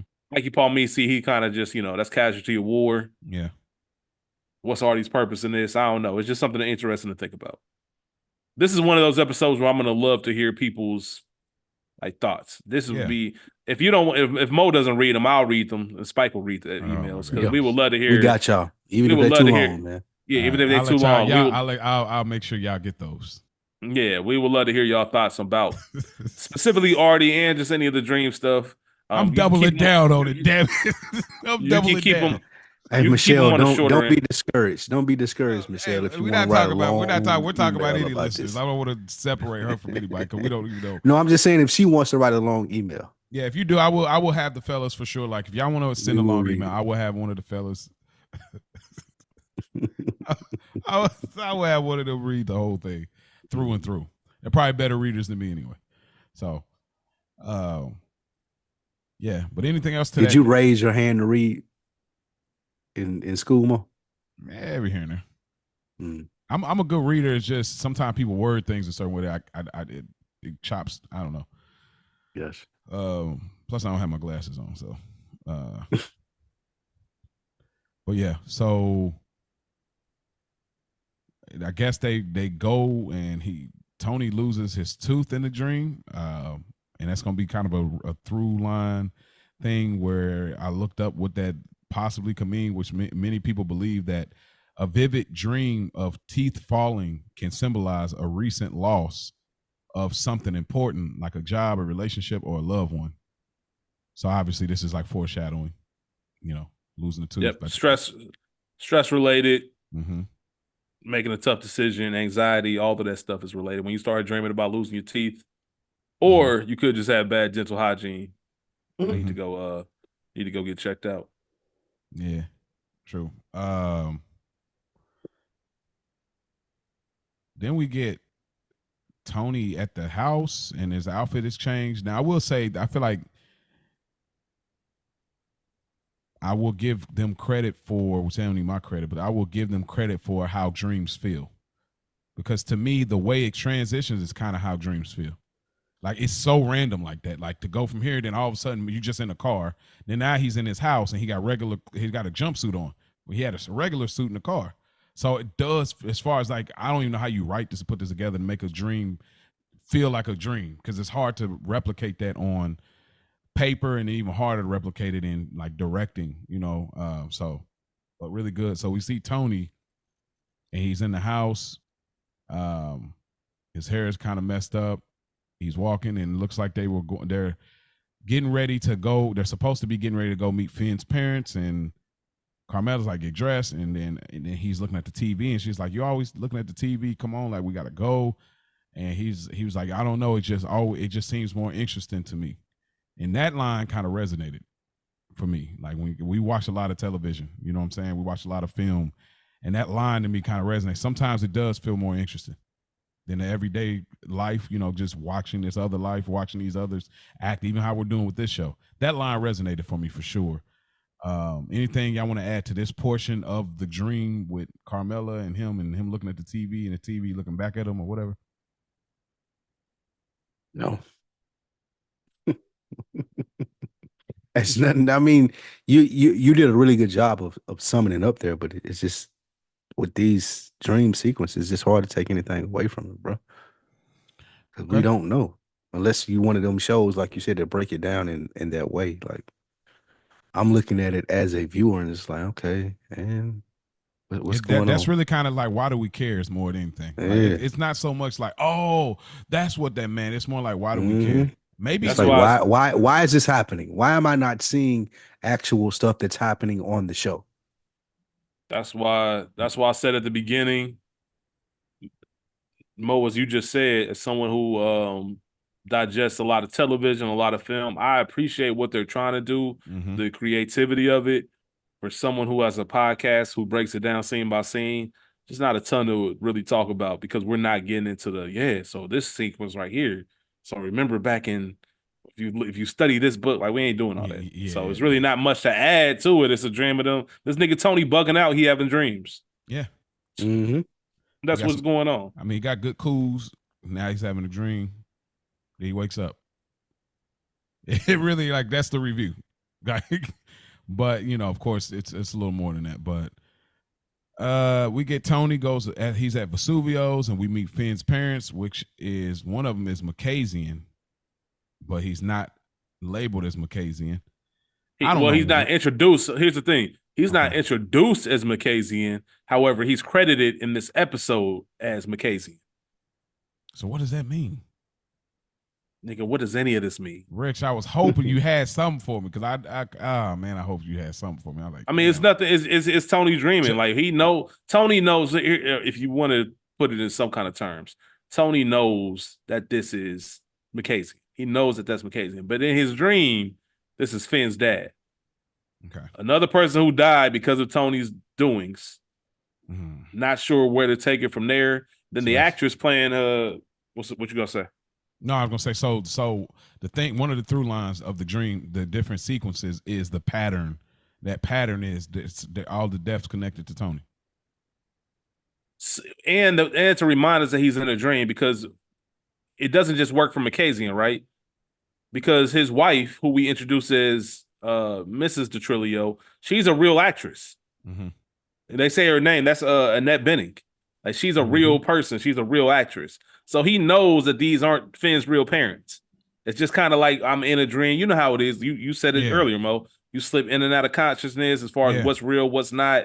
Like, you remember vivid parts of your dream and shit like that. That's all that's happening to him. Mm-hmm. Facts. Like, he gonna wake up like, dreams. You was know what always, Go ahead, Spike. I was just gonna say, you always have dreams. You're like, what the fuck was that? And it's like Annette Bening was your mom, and like, I was just about that's what I was gonna say. Like, he would have woke up and told Carmela, I had a dream that Annette Bening was Finn's mom. Like, that's exactly what would have happened. Yeah. But in that time, so he starts to sing, and then Charmaine comes over. Get me out of here. That's what I'm thinking as a viewer. Every time that I watch this episode, no matter how much I love The Sopranos, no matter how many times that I've watched the seasons through and through, as a fan, a viewer right now, my thought process is, please, God, get me out of here. Get me away from this, bro. Like, this is not what I signed up for. Let me ask you this, especially Mo, because Mo, I think you'll find this more interesting than Spike will overall. But there was a deleted scene from this show, or from this episode, and obviously we got a lot of past characters that came back, most of them deceased. Mm-hmm. Well, in this scene, instead of Meadow being in the scene, it was actually supposed to be Tracy, the stripper who got killed by Ralph. Mm. You got any thoughts on her being the Meadow in this dream? They should have did that. What would that have done for you? Again, we at least we're following the pattern. I got you. There's a pattern, even though the pattern of his subconsciousness, of thoughts that he buries, that he likes to. What do you think? I'm a toxic person. You know what I mean? Like, oh, and then there's connection referencing back. Artie almost died. Remember? Because he owed Tony that money for Armiak. Yeah. Because even he popped them pills and almost died. So maybe that's a reference to why he was in the car. Yeah, that's what. Then I didn't say it specifically, but that kind of stuff is what I was alluding to, like him being around Tony. Stuff like that would never happen to Artie if it wasn't for Tony. True. Also, they're doing back and forth between, like, so one scene it'll be Finn and the next scene it'll be AJ. Mm. You know what I mean? Like I said, this would probably be a lot more interesting episode if we were a deep dive, like get into the nitty gritty of what all this stuff means, but we're just not that show. Mm-hmm. But just that going back, and it's probably just as simple as, hey, we just want to make sure we remind y'all this is his dream. Pretty much. But the parents kind of dog Finn, though, even though they're not his parents, but they basically say, like, he ain't gonna be nothing. Like, there was like some little dialogue there. I was like, yo, that was so random. They just kept it moving through the dinner. Like, we told y'all that last week. Yeah, y'all didn't even need the dream. We told y'all. Yeah, we told y'all that last week. We told you his name is Phineas. Or two weeks ago, whenever it was. Yeah, but yeah, Charmaine pulls up with the two Tonys. I'm like, get out of my face! Like, you cannot pull up to me like this. And you got that, like, right there. Do you know I'm gonna have my Parmesan is gonna be so high on my plate because you ain't going nowhere. Anyways, so Tony goes. That's hilarious. Tony goes to the bathroom. Mo gone Mo. Well, always. What are you gonna do? So yeah, Tony. It looks like what is it? Mackenzie has to go to the bathroom, and Tony decides he's gonna go too. And he goes in. I get this is a Godfather reference, obviously, right? Him going in and like reaching for the gun. The gun's not there, type deal. There's like 4 Godfather references this episode. Yeah, I guess it's the one that stood out. This is one of the most famous Godfather references. Okay, it's still weird. Even then, it's weird. There's a television. There's something with television. Through every, like, you notice Tony's looking at television in Melfi's office when television is probably not normally there. You're looking at television in his kitchen, television now in the Vesuvio's, television in the bathroom. I think that symbolization is saying Tony is constantly being watched. While he's watching people are watching him. Because even he's watching himself at one point, prior to this thing. So, but yeah, Tony pretty much he pulls out a book saying he's ready, and this book is, what is it, the Valetian Papers? Is that what it says? Yeah, you know what that book is, Mo? I do not. All right, you're gonna enjoy this. Let me make sure I get it up correctly, so I can make sure, because that's what I like to look at. Anytime I see something random, I know it's not random. Mm-hmm. Some of the stuff isn't worth noticing. Like when he walked in this restaurant, I believe that was, I forget who it was, but it was somebody amongst the line of Gary Cooper. If it wasn't Gary Cooper himself. Remember, he looked at that old Western that was on the TV at the bar at Vesuvio's. Mm-hmm. Just kind of referring back to that strong silent type. But that book, I'm trying to find the name for you. In the meantime, I'll tell you what it is. It was written by Peter Maas. Mm-hmm. It's the famous book about the testimony of Joe Valachi, the first member of the mafia to turn state's evidence and who confirmed the existence of American Mafia. That's the first person who ever even on record said that thing exists. And that's what that book is. Okay, so now Tony pulls it out. He's like, "You prepare?" He's like, "Yeah," and he pulls out that book. What is that? What are we supposed to? What do you think? For me, what do we get from that? For me personally, there is no book for this, but it just lets you know, it's a reminder that this is such a big deal because he broke the one cardinal rule. It's almost like first rule of Fight Club, right? Never mention Fight Club. Yeah, you don't talk about Fight Club. That's the first rule. The first rule, and Phil Leotardo, I think he says it in, I forget what episode, but there's an episode where Phil Leotardo mentions this. Like, you never admit to the existence of this thing, like ever, like ever. It was with Johnny Sack. Something with Johnny Sack. We'll get to it. I don't want to get too much because spoilers. But you never admit to this. And that book, the first person who ever admitted that American Mafia was a real thing, like, bruh, once that happened, everything else started crumbling underneath it. That was the first domino. First domino, because then now you can do it if you need to. Once that happened, you could argue that that's the show's premise. Everybody was getting in on the end of things. Okay, because our code of silence, our code of silence has been broken. There is no more, it's only amongst us. There is this level of it where the police know, and where somebody who may not be as strong as me is going to talk to the police about this thing. So that signifies the end of times as far as what we're doing. Great pull. But we get the gunshots and stuff. Then Tony walks out and he sees that Blundetto is shooting at Phil Leotardo, and Phil Leotardo's on the ground. There's a big crowd following. Then this is terrible. I wouldn't say it's terrible. No, just this moment. Which one? This portion of the dream. Again, the dream don't have to make sense. It's a dream. But why wouldn't you say it was terrible? Because it's too silly. You talking about me? No, I was asking Rich. Why wouldn't you say that? Why it wouldn't is you terrible? say? Okay. Yeah. Well, when you say it's, I just don't think it's terrible. I just think it's weird. I'm saying it's terrible to Sopranos standards, and I ain't trying to make them like they're this perfect show, because I'll never do that. That's more Spike thing, but I'll more so would say, like, yeah, because you definitely be putting it like way up there. It'd like be one thing you be like, nigga, this is not the Soprano.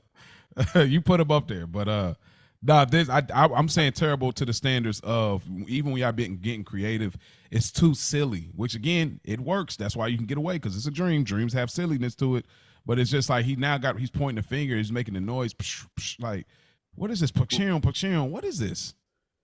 I guess my thing, the reason I probably feel like that is because I'm already engulfed in the silliness. Like this is the longest dream sequence, of one episode, like where the episode they 20 a little bit under 21 minutes of the episode was the dream sequence. It's only a 50-minute episode.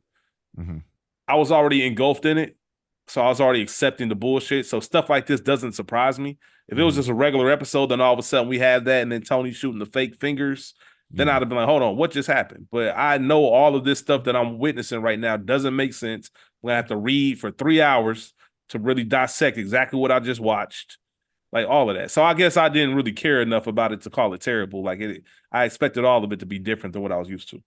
Yeah, I guess to me it got way too silly. It's like at this moment. Like this moment we made it like I feel you. Because you got a crowd of people, then Gloria comes up and she's like this report. Because really what sells it is the psh, psh, the part, and then Phil's got waving his hands like, can I get up now? And it just really it's like, bro, what is this? Like that is the silliest.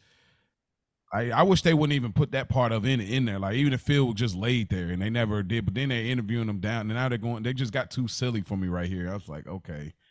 But I think what?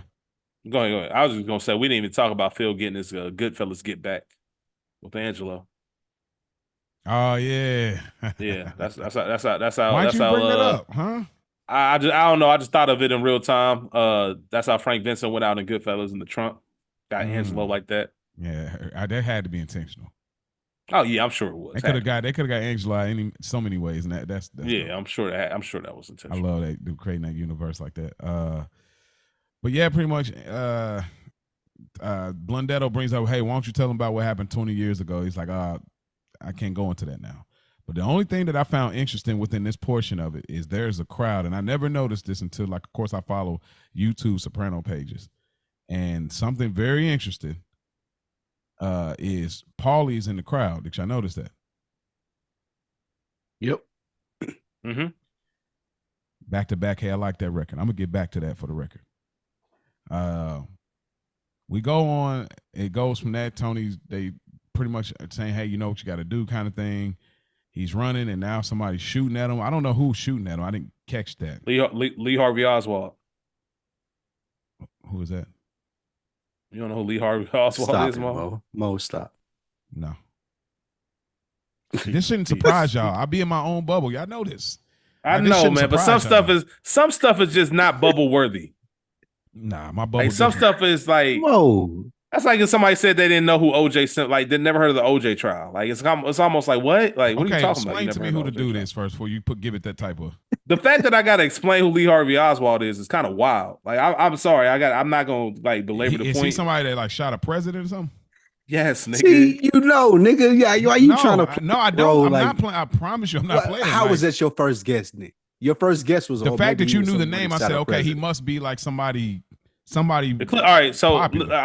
I'm not even gonna do that to you. Here, Cliff Notes version is this: Lee Harvey Oswald is the person who say shot John F. Kennedy. Obviously, there is three lifetimes worthy of information out there about conspiracy theories about the Kennedy assassination. If the government did it, was there a second gunman? They talk about the gunman on the grass. We talk about the gunman on the grass. I've actually been to the Kennedy site. Like I've actually walked there. Like walk the street. They got an X on the street. X marks the spots. Wow. All that stuff. It's like it's a weird thing when you think about it because you go and you see it and you start thinking like, damn, that's a real. Like to commemorate where somebody got their head fucking blown off is kind of wild. Yeah, it is. But either way, a lot of people don't think that Lee Harvey Oswald acted alone. So they just thought they brought a single shooter. And the big connection is we know Tony has a big obsession with John F. Kennedy. JFK. As well as Junior. Yeah, as well as Junior. So they just got that. Wasn't his doctor named Kennedy as well? Yeah. His doctor was JFK. It was John F. Kennedy. That's why he didn't want to leave his doctor because of the name.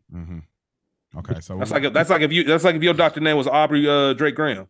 No, that's nice. You'd probably be with them forever. I see what he did there. That's pretty good. That's pretty good, buddy. Okay. Well, thanks That for was the that was solid, for though, Mo. Sticking what? to I don't know who that is. It's insane. Dog. All right. I'm not gonna let you narrative build. I'm not gonna let you narrative build right here. I seriously didn't know. That man said, did he shoot a president or something? Bro, like I don't know these people, dog. Like I keep what you think, bro. As creative as I am, I can't keep all of this other stuff in, bro. I can't be this creative and know all these things. It don't work that way. I I'm know dead that. ass. I know. Dead ass. I'm not even clowning you for that. But like I said, there's just certain things that are outside of the bubble worthy. Like even if you don't follow anything, it's universal.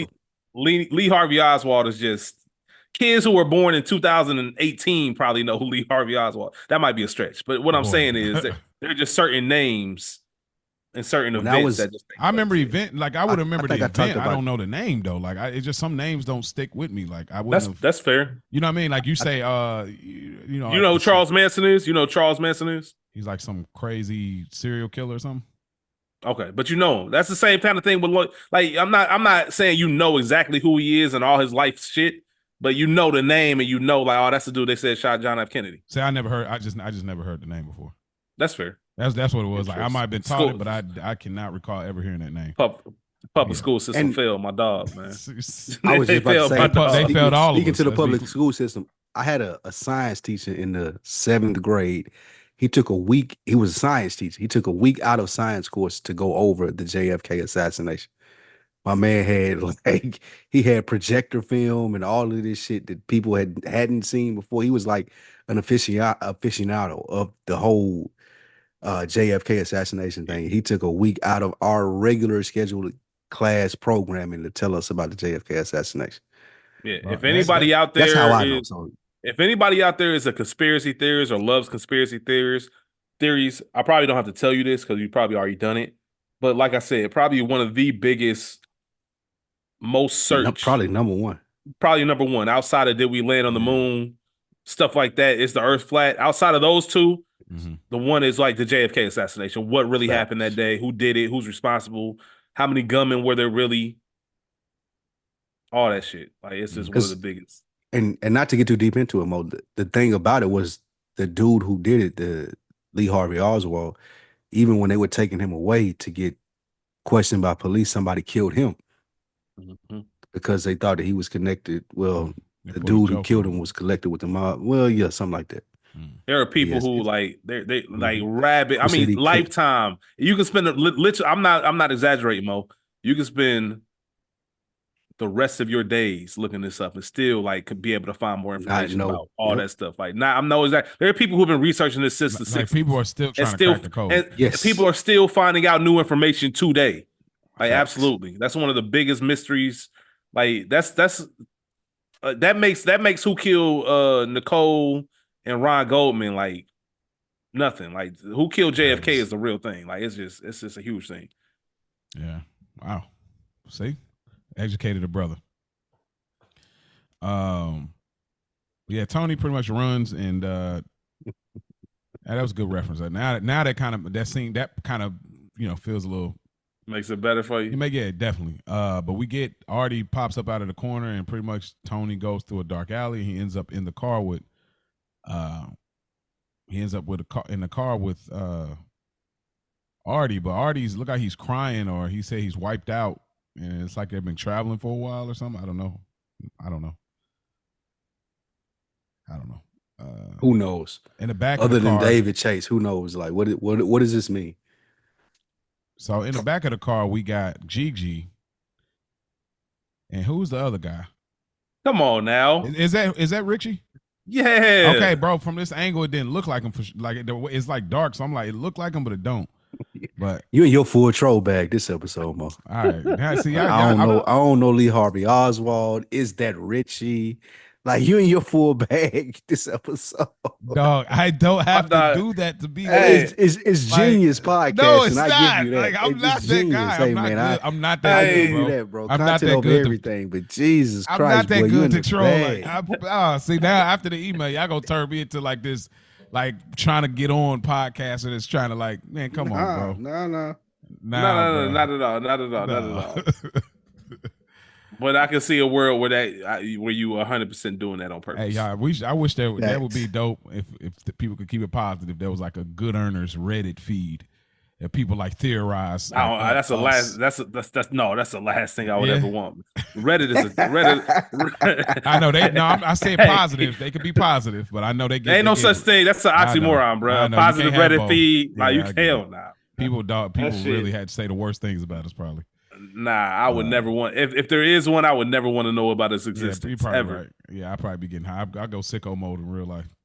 Well, we transition over to. Like I said, is that Richie? They said Richie was crazy.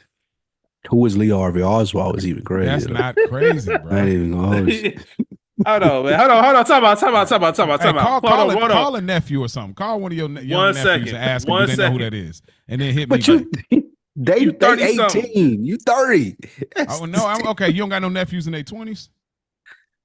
That'd be worse. That'd be worse if they did know. Here's the thing. Right. Don't do that. Here's how we do it. Everybody out there listening, real time, like seriously, push pause on this podcast or on YouTube right now and put in your notes, set yourself a reminder to write in the Good Earners, whether you do the email, whether you send a DM, and just tell us if you've heard of Lee Harvey Oswald. If you've heard of him, you just know the name, please and thank you. Like, I want to hear, and I'm not even joking, I'm not trolling, I'm not making fun. I just genuinely want to know, out of a humanity standpoint, how many people know who that is and how many people don't know. Even if you don't know exactly what his acts were, I just want to know if you know the name. Because maybe I'm hyping it. You're right. That's a good point. So I really want to know how many other people. Okay. I never forget.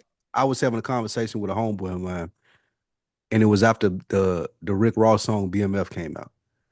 And when Rick Ross was saying, I think I'm Big Meech, I think I'm Larry Hoover, and his wife had never, she didn't know who those people were. And I could not believe that. Right, she was like, who is Big Meech? You didn't know who Big Meech was before that song came out? I can understand that a little bit more. Did you know who Larry Hoover was? I don't know. I don't think so. Free Larry Hoover, by the way. But that's similar to what you're saying now. Like, that's what I'm saying. Because I was so immersed in that culture, I couldn't fathom anyone not knowing who those people were. But then I started to meet people and they were like, I don't know Big Meech, nigga. Because stuff lines up to people's interests. True. That's true. You retain information that lines up to your interests most times. True. In some capacity. So it's like if somebody be like, if you could tell me like who was the name of the person who killed Tupac, like I wouldn't know the name. I would say, oh well, they say Suge Knight is behind. See, that's what I'm saying. I don't know. That's all I'll tell you. Like, I can't troke. Nigga, I don't know these people. You might notice. I know the scenario. Well, and everything you saying, I get the concept of it. It's a scenario. You're right, though. You're right. The only reason I'm even, I guess, gassed this much on this because that was a great example with the Big Meech and Larry Hoover. Like, because not a lot. If you weren't in that culture, you probably won't know. Like, there's people, that's like asking a white person about 5 heartbeats. They probably looking at you like 5 heartbeats. Oh, absolutely. I definitely say, ask the dude, has he ever watched Martin before? He's like, I never heard of that before. Yeah, you go crazy in your head. I realize it hit me. I said, oh, he watched Friends and Seinfeld, and it won't even register. And at first I was like, bro, get out of here.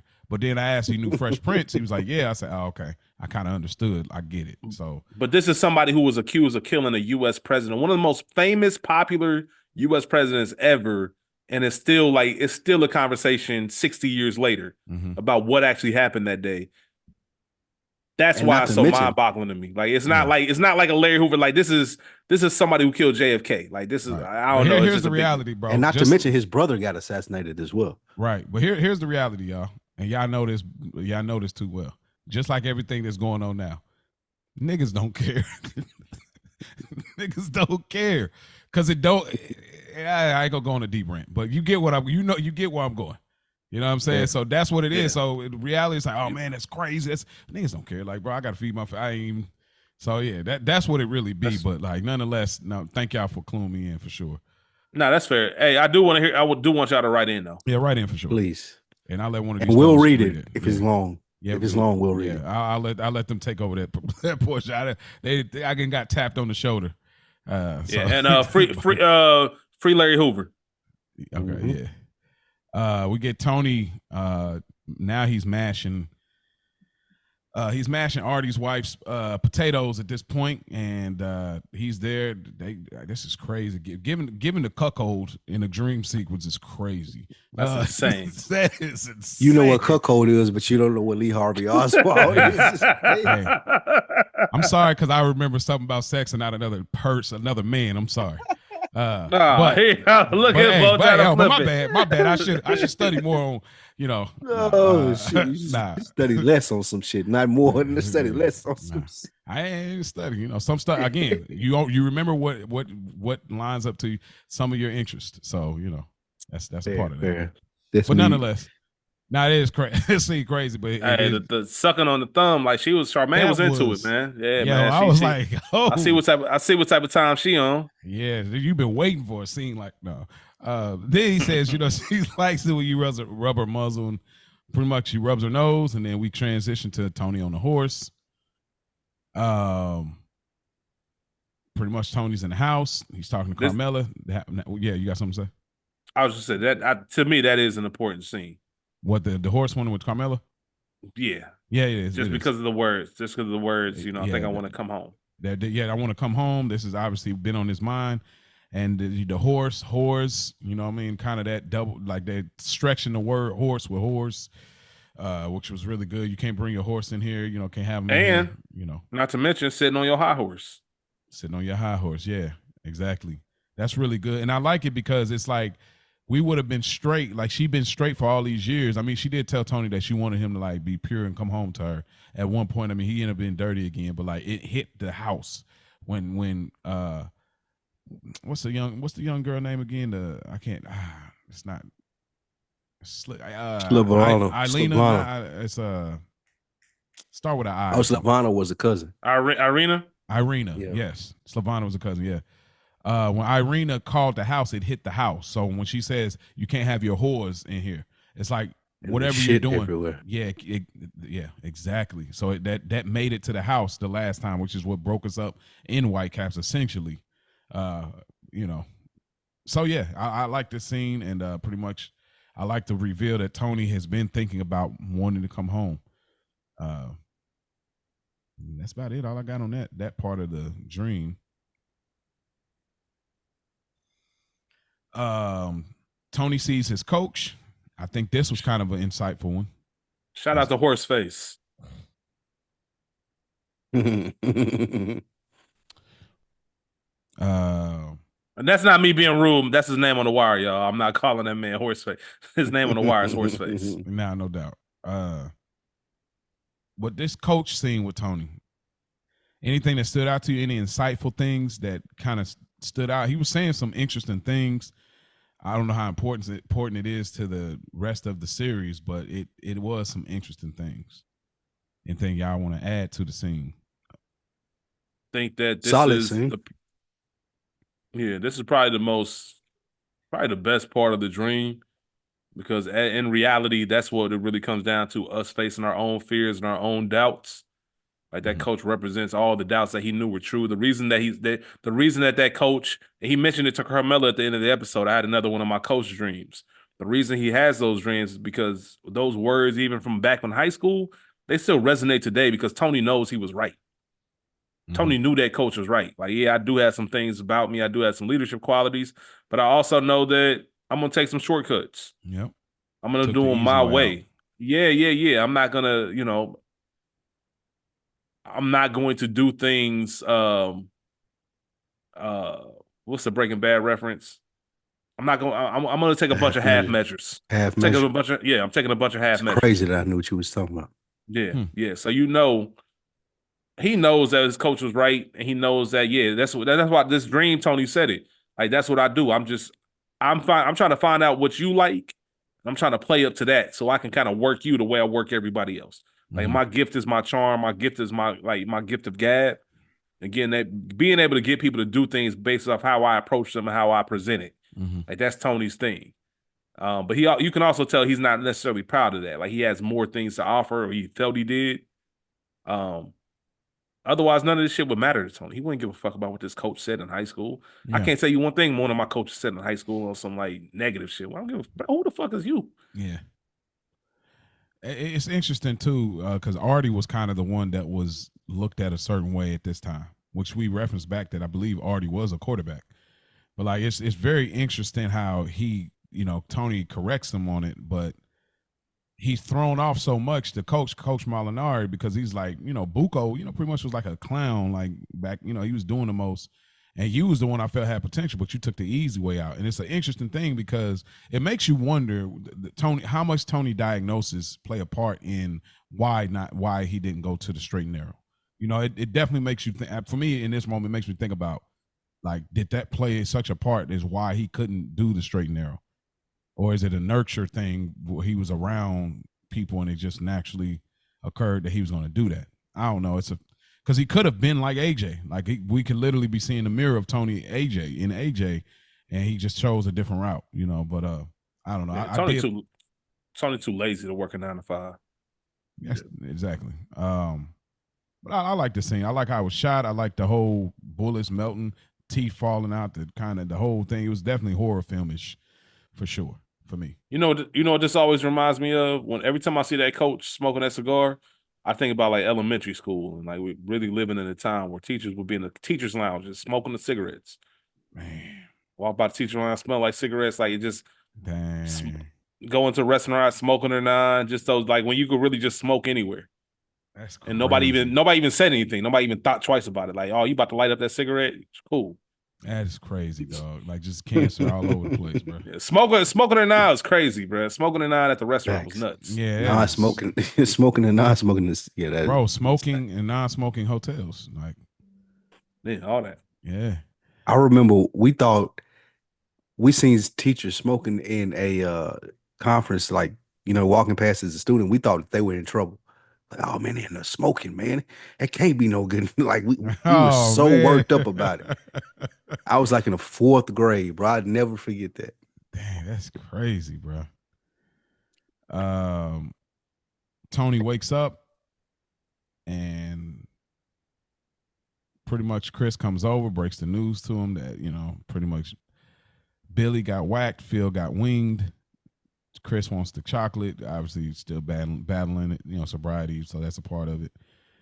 And then Tony calls Carmela and tells him about the coach dream he had again. Anything I want to add between those? I like the fact that they was just chopping it up. Yeah. 5:30 in the morning. Just kind of alluding to what we talked about. Tony wanted to come home. Just a small talk. No argument. The fact that Carmela was even, because listen, I don't care who you are. 5:30, like I'll call you back, bro, when I wake up. Like I'm not trying to talk about if I even answer. If it's light there where I am, like, what do you want, bro? Like, come on, it's 5:30 in the morning. You know it's 5:30 in the morning, but you just told me it's 5:30 in the morning. Like, what do you want? But that goes to that bond that they have. Like Tony said it last week, it wasn't always bad. Yeah, yep. Like, we can get to kind of some of this here, but obviously, I just love the realization that we're back into reality. Mm-hmm. I love Chris calling up, then coming to the door, like, hey man, like. Because remember Chris's immediate reaction. Like, the luck on this guy sucks to be him. Mm-hmm. Like, because he already knew. Chris knew. Oh, I know Cuz about to take care of business. Yeah. Yeah. Because we all know. Like, Tony, if he don't take care of Tony, we all fucked. Yeah. And maybe that's where the Lee Oswald guy comes in. It's like, if you don't get him out of here, you gonna get put out of here, pretty much. Like in that dream where he got shot at. So yeah, man, that's a rough. We'll talk about it more, but that's a rough position to be in. Yeah. I really like the conversation with Tony and Carmela. Like, some people are just your people. Like, you can't. As much bullshit as we go through, as much trials and tribulations, there's still some people out there that just get you. And Carmela is that person for Tony. Like, she just gets who he is. Mm-hmm. And I really like that they took time out to show that in this episode, so it's not far-fetched later on for the things that may happen if they get back together. Mm-hmm. Like, yeah, we going through a divorce. Yeah, I hate you because you cheated on me. Yeah, you're a piece of shit and all these things. But still, at the end of the day, I can call you at 5:30 in the morning and we can just have small talk and it not be weird. Yeah. And not be stressful. Like, that's really the only person that Tony can do that with, because we seen him try to do it with Tony B. We seen him try to do it with Dr. Melfi, whoever else, and they're like, I don't really want to hear this. Carmella is that person for him. So I really like that they displayed him having a person and Carmella being that person. With the Chrissy thing, it was so disappointing. It was Cedric. It was so disappointing, bro. Because like I want to see this. I want to Bogus, see Tony B. Like it's like what you said, Mo. Like you're saying earlier in the season, like I just don't believe it. I don't believe Tony B is that dude. I don't. Even in the dream, I didn't. Like I was like, no. If we had gotten this scene of him going to clean up with niggas that my OG, who I respect and I love, and I'm gonna go out and do work behind him. If we had gotten that scene, I think that would have made his character hit home more for someone like you who says it don't work. Yeah. We needed that. Like we didn't need the dream sequence. We needed him going out doing the work and being like, fuck Tony, fuck New York. Y'all got me fucked up because this is my man's and I'm gonna go handle business behind this. Yeah. That's what we needed from him to make him an even more memorable character in this world. To round off that character, to really round off. Facts. Okay, we get the whole the characteristics of Tony Blundetto. It all kind of comes together. He's a loving, caring guy. See it in action. But he got a temper and he will do what he got to do. But it just didn't. Hence him being locked up for 10 years. Yeah. This is the reason he was locked up for 10 years. We needed to see him in action. They missed a big thing with this not doing it. Instead, we get a silly finger gesture and a sound effect like that. That's why it's always silly to me, bro. Straight up, like. But one thing I will say, I like what y'all said. I kind of brought that part back to me. Like you said with Carmella, and you remember, like Carmella has emphasized, Tony, I know you. I know you better than anybody, and I love the fact that that's a fact, though. I know you better than anybody. You know what I'm saying? And so. Those people that you're with, they're not your friends. They kiss up to you because you're the boss. Like she's always kept it a being, even though she lacks a certain self-awareness. But she knows Tony better than anybody. So I think that resonated. He needed to feel at home going through the sequence of events in his head. You know, Carmella symbolizes that home for him. So, and that's our episode, man. Just want to say that Central Park skyline. That $1,700 a night. That's what that is right there. $1,700, $2,400 a night. That skyline that he just looked out at over Central Park right there. Goodness gracious, yo, everything better be included, bro. I mean, you see how he living. He living nice. Yeah, he doing all right, bro. Like, for real. But then we seen Melfi coming out of there though. I didn't get to say that. Did that mean anything to y'all? Probably a spa day. A little cool spa day for her. Yeah, her and her homegirl spa day, massages, chilling by the pool, some drinks. Yeah, it was good to see Melfi in the passing like that. I like seeing Melfi. I mean, I know we've seen her in Toodaloo too. I like seeing her kind of not in the normal, like with her therapist or with Tony. Sometimes catching, and not even when we focus on her family, but just her in passing. I like seeing her that way. But yeah, that's our episode, Test Dream. But before we get out of here, we always leave with our rankings. So without further ado, Spike Lou, how do you rank this episode? Just another envelope. Most of the Dream episodes are going to be that for me. Yep. This one inclusive in that, it's just another envelope, bro. Like I could have used more in the world versus the Dreams. What say you, Rich? It's a good honor for me. Wow. It's a good honor for me. He's giving it hope. Soft. Here's the thing. Soft. Here's the thing. Soft good earner. Gave him a soft. That's soft. Yeah. And here's the reason why. Because it's hard to pick my favorite moment. It's hard to pick a favorite line. Yeah. It's hard to pick a good earner, broken balls. However, what you can confirm about this episode is it does, even if it doesn't in its own weird way, it does progress the storyline of what we're working on. We didn't see it how we wanted to, but we do know what happened and what needs to happen next and what it's going to lead to. Like, it doesn't just leave us hanging like, all right, what the hell? Like, it serves its purpose. We just don't like how it did it. You know what I mean? Yeah. One day we'll have a back of the beam conversation where we'll talk about what's the best of these because we know we don't really care for them. So I'd be interested to see out of all of the Dream episodes, what's the best one. So I'm very, very interested in having that conversation. But for me, it's just another envelope as well. No shocker there. Like Spike said, most of these dream sequences, even though when we get into 6, I don't have as much of a problem with it as I don't spoke to, but I ain't gonna step on it or nothing like that. But yeah, I don't have as much of a problem when they get to 6. This is kind of tricky. We may have the same. I don't know. Who knows? It's a weird episode, but who gets the good earner award for you, Spike? The good earner for this episode, it was really hard to pick. I mean, really, yeah. Does Jesus people in Christ. the dream count though? Do you even count that though? Because it's yeah, in the I think dream. they do. Yeah. Jesus, man. I thought about this and I really couldn't come up with an answer, and I'm not doing a better part now. You gonna come back to me? Sure, go ahead. All right, Rich. Good earner for this episode is Johnny Sack.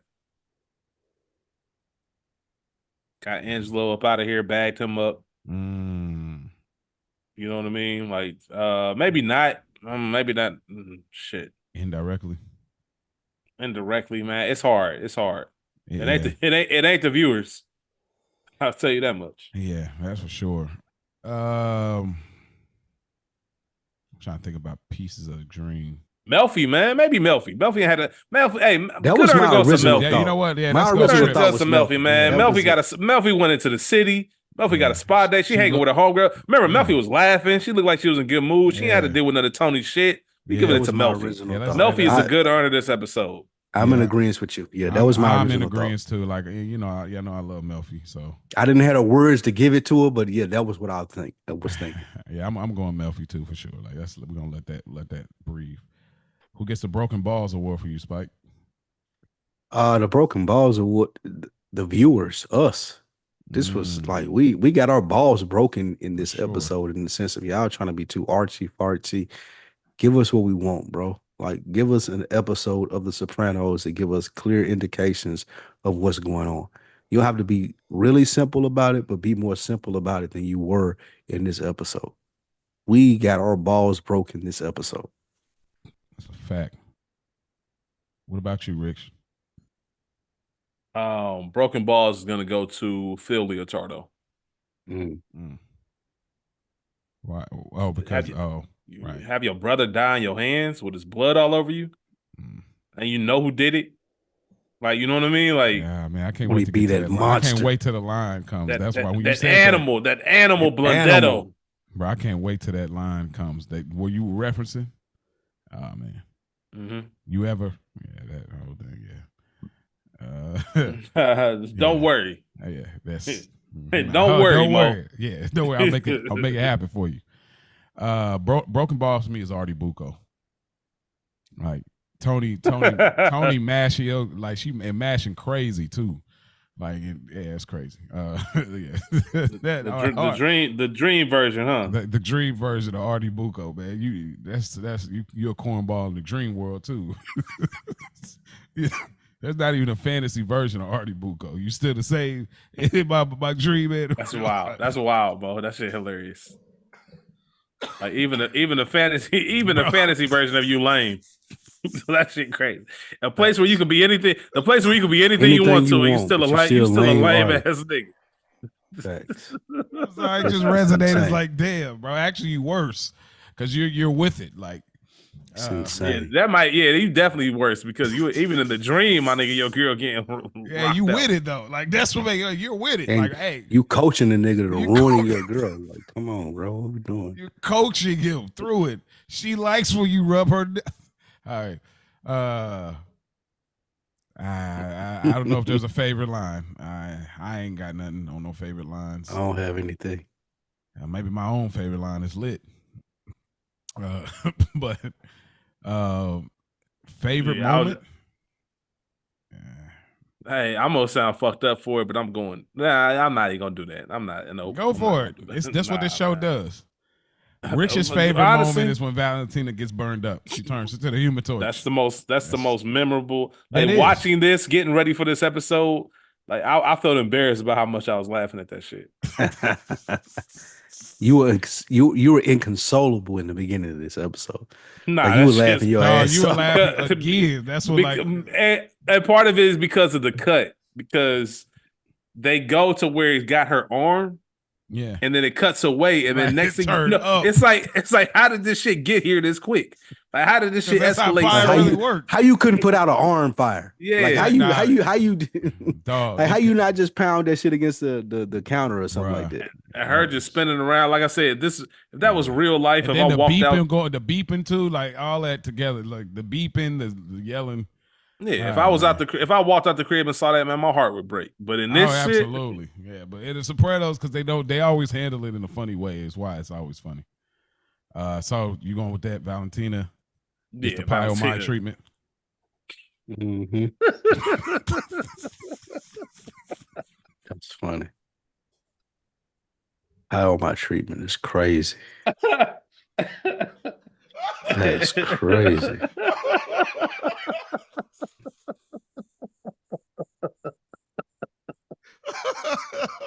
Hey, this nigga. Pie on my treatment. Shirts coming soon. That's a good merch thing. That's a good merch shirt. Pie on my treatment.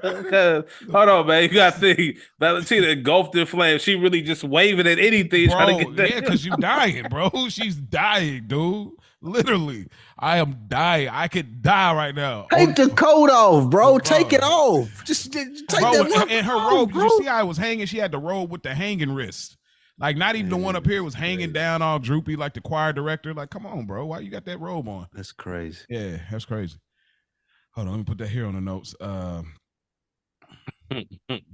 that's crazy though. Lord, forgive me, man. What did you say, Spike? Your favorite moment? Was it the Carmela Tony? He said episode 12. Getting to episode 12. The whole skipping of this episode. Finishing it. Yeah, finish it so I can get to episode 12. Getting to the end of it. Yeah, my favorite moment was when Carmela and Tony were talking at the end. It was beautiful. When you said it like that, it made me kind of come back like, all right. Damn, man, y'all make me sound like an animal for real now. Nah, that was because that was one based in reality though. Yeah. That's you got that one person. And that one person that can, even if y'all going through shit, even if you going through shit or they going through shit, it's that one person that you can have that civilized conversation with and you feel like they get you. They did a good job of displaying that in this scene. For me, Angelo getting whacked. It was the acting, like the way he looked. If y'all ain't see it, if y'all listeners ain't seen it, go back and watch how for him to be that age, like he was selling, like he getting choked out, bruh.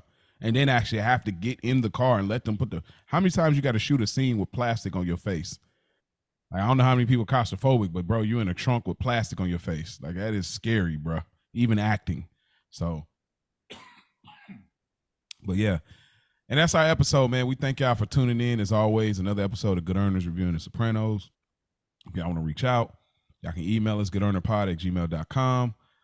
Or you can DM us on Instagram, goodearnerpod_Sopranos, for your meme fixes or reaching out. Don't be scared. We love y'all truly. We thank y'all for tuning in. And remember, don't forget about it.